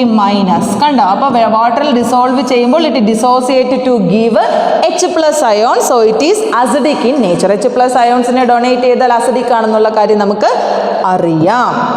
So that is the acidic nature. ഇവിടെ കിടപ്പുണ്ട്, കണ്ടോ? HNO3 on dissociation give H++ NO3 minus. ഇനി HNO3നെ വാട്ടറിൽ ഡിസോൾവ് ചെയ്യുമ്പം ഹൈഡ്രോണിയം അയൺ, ഈ രണ്ട് രീതിയിൽ നമുക്ക് ഇക്വേഷൻ എഴുതാം. H3O+ ഹൈഡ്രോണിയം അയൺ, അതും നമുക്ക് അറിയാം. So it is acidic in nature. ഇനി because this is acidic therefore it react with base showing neutralization reaction. Acidic nature ആയതുകൊണ്ട് തന്നെ ബേസുമായിട്ട് റിയാക്ട് ചെയ്യുമ്പോൾ ന്യൂട്രലൈസേഷൻ സംഭവിക്കുമെന്നുള്ളത് അറിയാം അല്ലേ? Neutralisation means acid plus base give salt plus water ആണെന്നുള്ള കാര്യം അറിയാം. So being nitric acid in the acidic nature, so it react with the base, so it neutralizes the reaction. That is HNO3 അല്ലേ plus NaOH ഒരു ബേസുമായിട്ട് react ചെയ്തു, ഒരു salt കിട്ടി, sodium nitrate plus water നമുക്ക് കിട്ടി. മനസ്സിലായല്ലോ പറഞ്ഞത്? സോ ഇതാണ് അയാളുടെ കെമിക്കൽ പ്രോപ്പർട്ടി. ഇനി ടെസ്റ്റ് ഫോർ നൈട്രേറ്റ്സ്. നൈട്രേറ്റിനെ എങ്ങനെ നമുക്ക് ഡിറ്റക്റ്റ് ചെയ്യാം അല്ലെങ്കിൽ ഐഡൻറ്റിഫൈ ചെയ്യാം, അതിൻ്റെ ടെസ്റ്റ് എന്താണ് എന്നുള്ളത് നമ്മൾ മനസ്സിലാക്കണം. നിങ്ങൾ ലാബിൽ നിങ്ങൾക്ക് ചെയ്യാനുള്ള ടെസ്റ്റാണ് test for nitrate. The important test is known as brown ring test. എന്താണ്? Brown ring test. Okay, so the test for nitrate is called as brown ring test. In this we take, അതിനകത്ത് നമ്മൾ ചെയ്യുന്നത് എന്താണ്? ഒരു test tube എടുക്കുന്നുണ്ട്. ആ test ട്യൂബിനകത്തിൽ നമ്മൾ nitrate അടങ്ങിയിരിക്കുന്ന സോൾട്ടാണ്. അപ്പം നിങ്ങൾക്ക് ലാബിൽ എന്താണ് സോൾട്ട് അനാലിസിസിനകത്തിൽ കൺഫർമേറ്ററി ടെസ്റ്റായിട്ട് നൈട്രേറ്റിൻ്റെ ടെസ്റ്റ് വരുന്നതാണ് ഇത് ബ്രൗൺ റിംഗ് ഫോർമേഷൻ അല്ലെങ്കിൽ ബ്രൗൺ റിംഗ് ടെസ്റ്റ് എന്ന് പറയുന്നത്. അപ്പോൾ അതിനകത്തിൽ നിങ്ങൾക്കിപ്പോൾ തരുന്നത് നൈട്രേറ്റ് ആണെന്നുള്ള കാര്യം നിങ്ങൾക്ക് അറിഞ്ഞുകൂടാ. അപ്പോൾ അതിനെ നമ്മൾ പ്രിലിമിനറി ടെസ്റ്റൊക്കെ ചെയ്ത് കഴിഞ്ഞിട്ട് പ്രിലിമിനറി ടെസ്റ്റിലൊരു ഐഡൻറ്റിഫിക്കേഷൻ പ്രിലിമിനറി ആയിട്ട് നമ്മൾ ഐഡൻറ്റിഫൈ ചെയ്യും. അപ്പോൾ അതൊന്ന് കൺഫേം ആക്കാൻ വേണ്ടിയിട്ട് ബ്രൗൺ റിംഗ് ടെസ്റ്റ് ചെയ്ത് നോക്കുമ്പോൾ നിങ്ങൾക്ക് മനസ്സിലാവും നമുക്ക് തന്നിരിക്കുന്ന സോൾട്ട് എന്താണ്? നൈട്രേറ്റ് ആണെന്ന്. അപ്പോൾ അതിൻ്റെ എക്സ്പെരിമെൻ്റ് ആണ് പറയുന്നത്. ടെസ്റ്റ് ട്യൂബിനകത്തിൽ നമ്മൾ നൈട്രേറ്റ് അടങ്ങിയിരിക്കുന്ന സോൾട്ട് എടുക്കുക. അതിനുശേഷം slowly pour concentrated sulphuric acid into it. ആ ടെസ്റ്റ് ട്യൂബിനകത്തിലേക്ക് പതുക്കെ പതുക്കെ കോൺസെൻട്രേറ്റഡ് സൾഫ്യൂരിക് ആസിഡ് എന്ത് ചെയ്യുക? ആഡ് ചെയ്ത് കൊടുക്കുക. ഓക്കെ, അതിനുശേഷം then we put solution of ferrous sulphate and allow it to stand. Sulphuric acid ഒഴിച്ചതിന് ശേഷം എന്ത് ചെയ്യുക? ഫെറസ് സൾഫേറ്റ്, ഫ്രഷ്ലി പ്രിപ്പയർഡ് ആയിട്ടുള്ള ഫെറസ് സൾഫേറ്റ് സൊല്യൂഷൻ ഒഴിക്കുന്നതായിരിക്കും നല്ലത്. അപ്പോൾ ഫെറസ് സൾഫേറ്റ് സൊല്യൂഷൻ നമ്മൾ അതിനകത്തിലേക്ക് ആഡ് ചെയ്തിട്ട് കുറച്ചു നേരം അതിനെ എന്ത് ചെയ്യുക? ഡിസ്റ്റർബ് ചെയ്യാതെ വെക്കുക. അപ്പോൾ നമുക്ക് കാണാൻ പറ്റും ഒരു ബ്രൗൺ റിങ് അവിടെ ഫോം ചെയ്യുന്ന, അതിൻ്റെ ഇൻ്റർഫേസിൽ ഒരു ബ്രൗൺ റിങ് ഫോർമേഷൻ നടക്കുന്നതായിട്ട് കാണാൻ പറ്റും. Brown ring formation at the junction അല്ലെങ്കിൽ ഇൻ്റർഫേസ് എന്നൊക്കെ പറയാം. അങ്ങനെ ബ്രൗൺ റിങ് ഉണ്ടായാൽ നമുക്ക് മനസ്സിലാക്കാം അതിനകത്തിൽ നൈട്രേറ്റിൻ്റെ പ്രസൻസ് ഉണ്ടെന്ന് മനസ്സിലാക്കാൻ പറ്റും. ഓക്കെ, അപ്പോൾ അതാണ് ആ റിങ് അവിടെ ഫോം ചെയ്യുന്ന റിങ് എന്ന് പറയുന്നത് ഏതാണ്? The ring that is formed is chemically nitroso ferrous sulphate. കണ്ടോ, ഇതൊരു കോംപ്ലക്സ് ആണ്. ആ റിംഗ് ഫോർമേഷനിൽ കോംപ്ലക്സ് നമ്മൾ പഠിച്ചതാണ്. അതിൻ്റെ പേരാണ് നൈട്രോസോ ഫെറസ് സൾഫേറ്റ് എന്ന് പറയുന്നത്. മനസ്സിലായോ പറഞ്ഞത്? അപ്പോൾ ഇതാണ് ബ്രൗൺ റിംഗ് ഫോർമേഷൻ എന്ന് brown ring test. It is used for the identification of nitrates. അതിനകത്തിൽ നമ്മളൊരു ടെസ്റ്റ് ട്യൂബ് എടുക്കുന്നു. ആ ടെസ്റ്റ് ട്യൂബിനകത്തിലേക്ക് നമ്മൾ നൈട്രേറ്റ് അടങ്ങിയ സാമ്പിളിനെ എടുക്കുന്നു. അല്ലെങ്കിൽ നമുക്ക് തന്നിരിക്കുന്ന സാമ്പിള് നൈട്രേറ്റ് ആണോ എന്ന് ഐഡൻറ്റിഫൈ ചെയ്യാൻ വേണ്ടിയിട്ട് അത് ടെസ്റ്റ് ട്യൂബിൽ എടുത്തതിന് ശേഷം അതിനകത്തിലേക്ക് പതുക്കെ നമ്മൾ കോൺസെൻട്രേറ്റഡ് സൾഫ്യൂരിക് ആസിഡ് ആഡ് ചെയ്തതിന് ശേഷം ഫെറസ് സൾഫേറ്റിൻ്റെ സൊല്യൂഷൻ നമ്മൾ അതിലേക്ക് ആഡ് ചെയ്തിട്ട് കുറച്ച് നേരം അത് അനക്കാതെ വെക്കുമ്പോൾ അതിൻ്റെ ജംഗ്ഷനിൽ അല്ലെങ്കിൽ അതിൻ്റെ ഇൻ്റർഫേസിൽ ഒരു ബ്രൗൺ റിംഗ് ഫോർമേഷൻ നടക്കുന്നുണ്ടെങ്കിൽ നമുക്ക് ഉറപ്പിക്കാം അതിനകത്തിൽ നൈട്രജൻ്റെ പ്രസൻസ് ഉണ്ടെന്നുള്ളത്. So brown ring test is very important. അത് ലാബിലാണെങ്കിലും തിയറട്ടിക്കൽ പാർട്ടിലാണെങ്കിലും ബ്രൗൺ റിംഗ് ഫോർമേഷൻ ടെസ്റ്റ് പഠിച്ചോണം കേട്ടോ. Okay, yes. The next is what are the uses of nitric acid. Nitric ആസിഡിൻ്റെ യൂസസ് എന്തൊക്കെയാണ്? അമോണിയം നൈട്രേറ്റിൻ്റെയും അമോണിയ അടങ്ങിയ മറ്റ് ഫെർട്ടിലൈസേഴ്സ് ഒക്കെ ഉണ്ടാക്കാൻ വേണ്ടിയിട്ട് നമുക്ക് ആരെ യൂസ് ചെയ്യാം?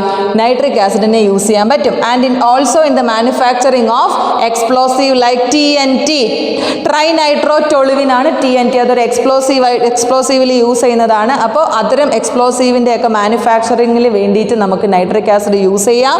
And in purification of gold and silver by using aqua regia use ചെയ്ത് ഗോൾഡിൻ്റെ സിൽവറിൻ്റെ ഒക്കെ പ്യൂരിഫിക്കേഷൻ സിറ്റുവേഷനിൽ നമുക്ക് നൈട്രിക് ആസിഡ് യൂസ് ചെയ്യാം. റോക്കറ്റ് ഫ്യൂവൽസിൽ ഓക്സിഡൈസർ ആയിട്ട് നമുക്ക് നൈട്രിക് ആസിഡിനെ യൂസ് ചെയ്യാനായിട്ട് പറ്റും. മനസ്സിലായല്ലോ?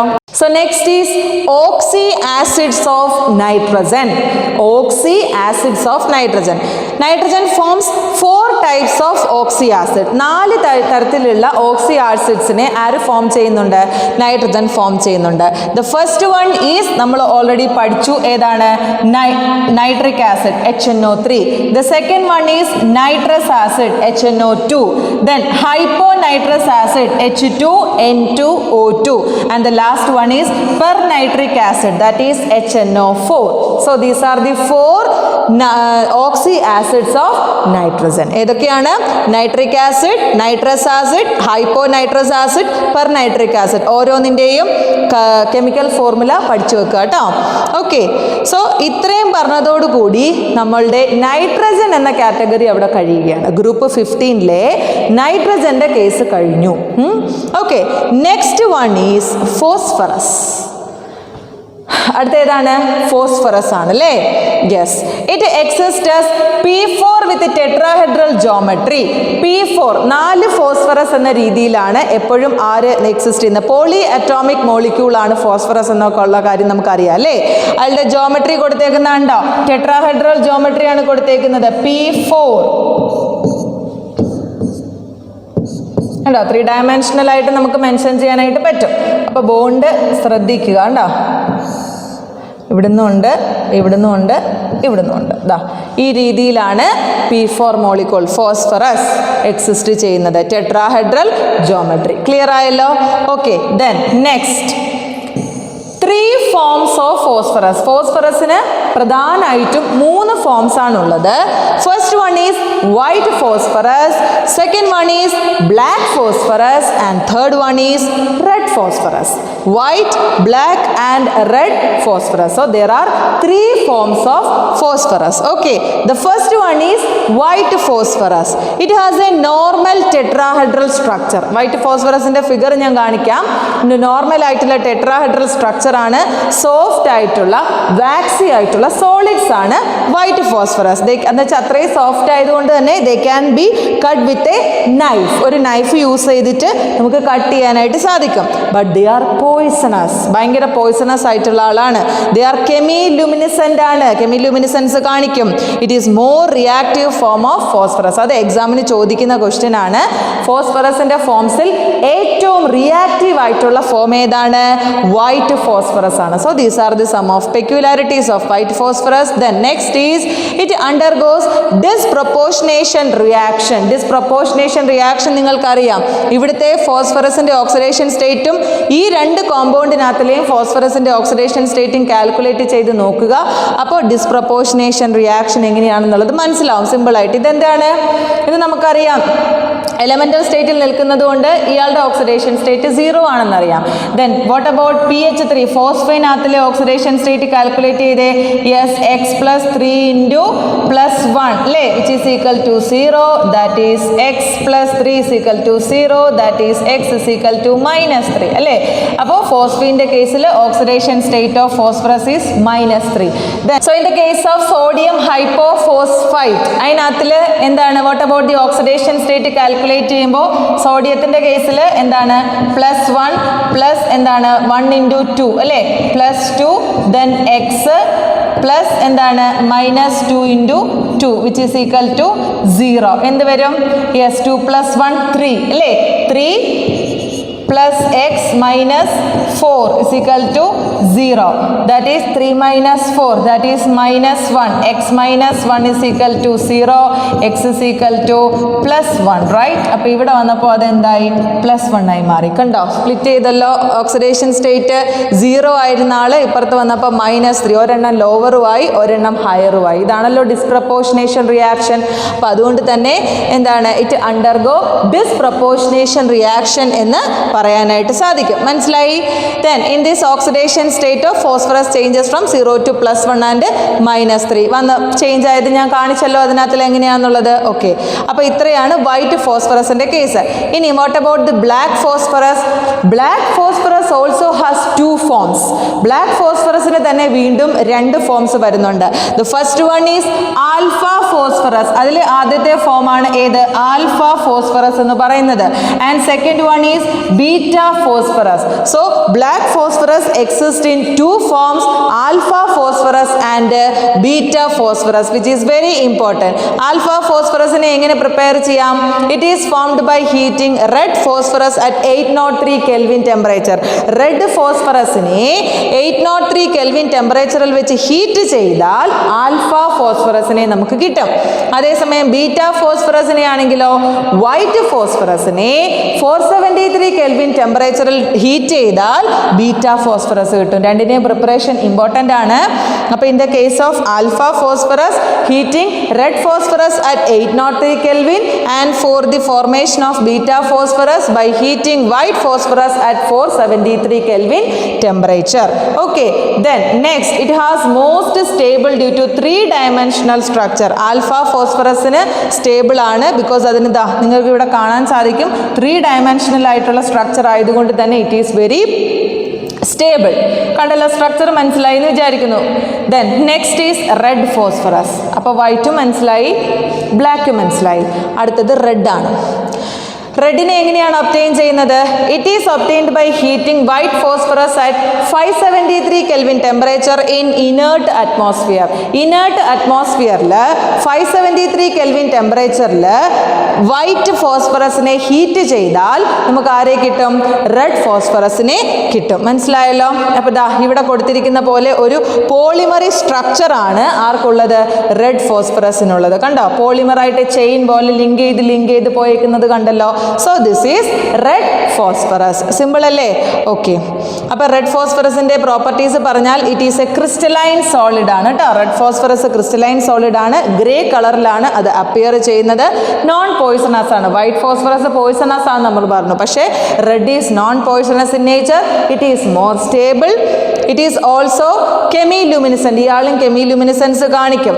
ഇനി സ്റ്റെബിലിറ്റി നോക്കിക്കേ. ഇപ്പം നമ്മൾ വൈറ്റ് ഫോസ്ഫറസ് പഠിച്ചു, റെഡ് പഠിച്ചു, ബ്ലാക്ക് പഠിച്ചു. ഇതിൻ്റെ സ്റ്റെബിലിറ്റി ഓർഡർ ചോദിച്ചാൽ ഏറ്റവും സ്റ്റേബിൾ ആയിട്ടുള്ളത് ബ്ലാക്ക് ഫോസ്ഫറസ്, അത് കഴിഞ്ഞിട്ട് റെഡ് ഫോസ്ഫറസ്, ഏറ്റവും സ്റ്റെബിലിറ്റി കുറവാണ് ആര്? വൈറ്റ് ഫോസ്ഫറസ് എന്ന് പറയുന്നത്. അതല്ലേ നമ്മൾ മോർ റിയാക്റ്റീവ് ആയിട്ട് പറഞ്ഞത്? യെസ്, കണ്ടോ, വൈറ്റ് ഫോസ്ഫറസ് മോർ റിയാക്റ്റീവ് ആണ്, പക്ഷേ സ്റ്റെബിലിറ്റിയിൽ അയാൾ എന്താണ്? പുറകിലോട്ടാണ് അല്ലേ, ഏറ്റവും കുറവാണ്. ഓക്കെ, അത്ര മനസ്സിലായി. Next is phosphine. ഫോസ്ഫൈൻ്റെ കെമിക്കൽ ഫോർമുല ഓൾറെഡി നമ്മൾ ഹൈഡ്രൈഡ്സ് ഓഫ് ഗ്രൂപ്പ് 15 മെമ്പേഴ്സ് പറഞ്ഞതാണ് PH3 അല്ലേ. Molecular formula of phosphine is PH3. Okay, then അയാളുടെ സ്ട്രക്ചർ കൊടുത്തേക്കുന്നുണ്ടോ? സിമ്പിൾ ആയിട്ടുള്ള സ്ട്രക്ചർ അല്ലേ ഫോസ്ഫൈൻ്റെ കൊടുത്തേക്കുന്നത്? PH3, നടുക്ക് ഫോസ്ഫറസ് സെൻട്രൽ ആറ്റമായിട്ട് വരുന്നു. കണ്ടോ, ഏകദേശം നമ്മുടെ അമോണിയയുടെ അതുപോലത്തെ തന്നെ സ്ട്രക്ചറാണ് കൊടുത്തേക്കുന്നത്. ക്ലിയർ ആയില്ലേ? ഇതാണ് PH3 അഥവാ ഫോസ്ഫൈൻ എന്ന് പറയുന്നത്. Next is how can be prepare phosphine. എങ്ങനെ നമുക്ക് ഫോസ്ഫൈനെ പ്രിപ്പയർ ചെയ്യാം എന്നുള്ളതാണ് പറയുന്നത്. It is prepared by dropping water on calcium phosphide. Calcium ഫോസ്ഫൈഡിനകത്തിൽ വാട്ടർ ഡ്രോപ്പ് ചെയ്താൽ നമുക്ക് ആരെ പ്രിപ്പയർ ചെയ്യാൻ പറ്റും? ഫോസ്ഫൈനെ പ്രിപ്പയർ ചെയ്യാൻ പറ്റും. Calcium phosphide is CA3P2. CA3P2 ആണ് കാൽഷ്യം ഫോസ്ഫൈഡ്. വാട്ടർ ഡ്രോപ്പ് ചെയ്യുക മീൻസ് ബൈ ആഡിങ് വാട്ടർ അല്ലേ. വാട്ടറിനെ നമ്മൾ എന്ത് ചെയ്യുന്നു? ആഡ് ചെയ്യുന്നു. അപ്പം നമുക്ക് വേണ്ടത് ആരെയാണ്? ഫോസ്ഫൈൻ ആണ്. അയാളെ നമുക്ക് കിട്ടി PH3. ഇനി ബാക്കി ഇതിൻ്റെ ബൈ പ്രോഡക്റ്റ് ആയിട്ട് വരുന്നത് കാൽഷ്യം ഹൈഡ്രോക്സൈഡ് ആണ്, CaOH twice. മനസ്സിലായി? ഇനി ഈ കാൽഷ്യം ഇതന്നെ കാൽഷ്യം ഫോസ്ഫൈഡിനെ നമ്മൾ വാട്ടറുമായിട്ട് റിയാക്ട് ചെയ്യുമ്പോൾ തന്നെ എന്താണ്? ബൈ പ്രൊഡക്റ്റ് ആയിട്ട് നമുക്ക് CaCl2 ഫോർമേഷൻ നടക്കുന്നുണ്ട് കേട്ടോ. ഓക്കെ, അപ്പോൾ ഈ രീതിയിൽ നമുക്ക് കാൽഷ്യം ഫോസ്ഫൈഡിലേക്ക് വാട്ടറിനെ ഡ്രോപ്പ് ചെയ്ത് ആരെ ഫോം ചെയ്യാം? ഫോസ്ഫൈനെ ഫോം ചെയ്യാനായിട്ട് സാധിക്കും. Okay, then next laboratory preparation എന്ന് പറഞ്ഞാൽ ഡിസ്പ്രപ്പോർഷനേഷൻ റിയാക്ഷൻ ആണ് ലബോറട്ടറി പ്രിപ്പറേഷൻ. ഓക്കെ, അപ്പോൾ ഇതിനകത്തിൽ എന്താണ്? ഫോസ്ഫറസിനെ സോഡിയം ഹൈഡ്രോക്സൈഡുമായിട്ട് ട്രീറ്റ് ചെയ്താൽ നമുക്ക് ഫോസ്ഫൈനെ കിട്ടും. ബൈ പ്രൊഡക്റ്റ് ആയിട്ട് സോഡിയം ഹൈപ്പോഫോസ്ഫൈറ്റ് ആണ് കിട്ടുന്നത്. റിയാക്ഷൻ നിങ്ങൾ ഓരോന്നിൻ്റെ ഓക്സിഡേഷൻ സ്റ്റേറ്റ് ഫോസ്ഫറസിൻ്റെ കണ്ടുപിടിച്ചാൽ മതി. ഡിസ്പ്രപ്പോർഷനേഷൻ റിയാക്ഷൻ ആണെന്ന് മനസ്സിലാകും. ക്ലിയർ ആയല്ലോ? അപ്പോൾ ഇത്തരത്തിൽ ഇവിടെ നമുക്ക് കിട്ടുന്ന ഫോസ്ഫൈൻ ഉണ്ടല്ലോ, ഇയാളെ നമുക്ക് പ്യൂരിഫൈ ചെയ്യാനായിട്ട് സാധിക്കും. This phosphine can be purified. എങ്ങനെ? അയാളെ നമ്മൾ ഹൈഡ്രജൻ അയഡൈഡുമായിട്ട് റിയാക്ട് ചെയ്താൽ മതി. അപ്പം നമുക്ക് കിട്ടുന്നത് PH4I ആൻഡ് ദെൻ ദിസ് PH4Iനെ വീണ്ടും നമ്മൾ പൊട്ടാസ്യം ഹൈഡ്രോക്സൈഡുമായിട്ട് ട്രീറ്റ് ചെയ്യുമ്പോഴാണ് പ്യുവർ ആയിട്ടുള്ള ഫോസ്ഫൈനെ നമുക്ക് കിട്ടുന്നത്. എന്താ പറഞ്ഞത്? മുകളിൽ നമ്മൾ റിയാക്ഷനിലൂടെ നമുക്ക് കിട്ടിയ ഫോസ്ഫൈൻ ഇല്ലേ, അയാളെ നമുക്ക് എങ്ങനെ പ്യൂരിഫൈ ചെയ്യാം? ആദ്യം ഹൈഡ്രജൻ അയഡൈഡുമായിട്ട് ട്രീറ്റ് ചെയ്യുക, അപ്പം നമുക്ക് PH4I കിട്ടും. ഇയാളെ നമ്മൾ വീണ്ടും പൊട്ടാസ്യം ഹൈഡ്രോക്സൈഡുമായിട്ട് ട്രീറ്റ് ചെയ്യുമ്പോഴാണ് നമുക്ക് പ്യുവർ ആയിട്ടുള്ള ഫോസ്ഫൈനെ കിട്ടുന്നത്. ആ രീതിയിലും ക്വസ്റ്റ്യൻ വരാം. പ്യുവർ ആയിട്ടുള്ള ഫോസ്ഫൈനെ എങ്ങനെ നമുക്ക് പ്രിപ്പയർ ചെയ്യാം എന്നുള്ള രീതിയിലും ക്വസ്റ്റ്യൻ ചോദിക്കാം. മനസ്സിലായോ? ബൈ പ്രോഡക്റ്റ് ആയിട്ട് പൊട്ടാസ്യം അയഡൈഡും വാട്ടറും നമുക്ക് കിട്ടും. Next is what are the physical properties of phosphine? എന്തൊക്കെയാണ്? അതും ഒരു കളർലെസ് ഗ്യാസ് ആണ്. റോട്ടൻ ഫിഷ്, ചീഞ്ഞ മത്സ്യത്തിൻ്റെ സ്മെല്ലാണ്. അപ്പോൾ അത്ര പ്ലസൻ്റ് ആയിട്ടുള്ളൊരു സ്മെല്ലല്ല. പോയിസണസ് ആണ് phosphine gas. It is slightly soluble, partially soluble in water and the solution of phosphine is unstable ആണ്. ഫോസ്ഫൈനെ നമ്മൾ സൊല്യൂഷൻ ആക്കിയാൽ അത് അൺസ്റ്റേബിൾ ആണ്. അതുകൊണ്ട് തന്നെ ലൈറ്റിൻ്റെ പ്രസൻസിൽ അയാൾക്ക് എന്ത് നടക്കും? ഡീകമ്പോസിഷൻ, ഫോട്ടോ ഡീകമ്പോസിഷൻ അത് വിധേയമാകും. Okay, then what are the chemical properties of phosphine? It is weakly basic. Lone pair of electrons ഉള്ളത് കൊണ്ട് തന്നെ ബേസിസിറ്റി കുറവായിരിക്കും. It undergoes precipitation reaction. ഇയാൾക്ക് എന്ത് സംഭവിക്കും?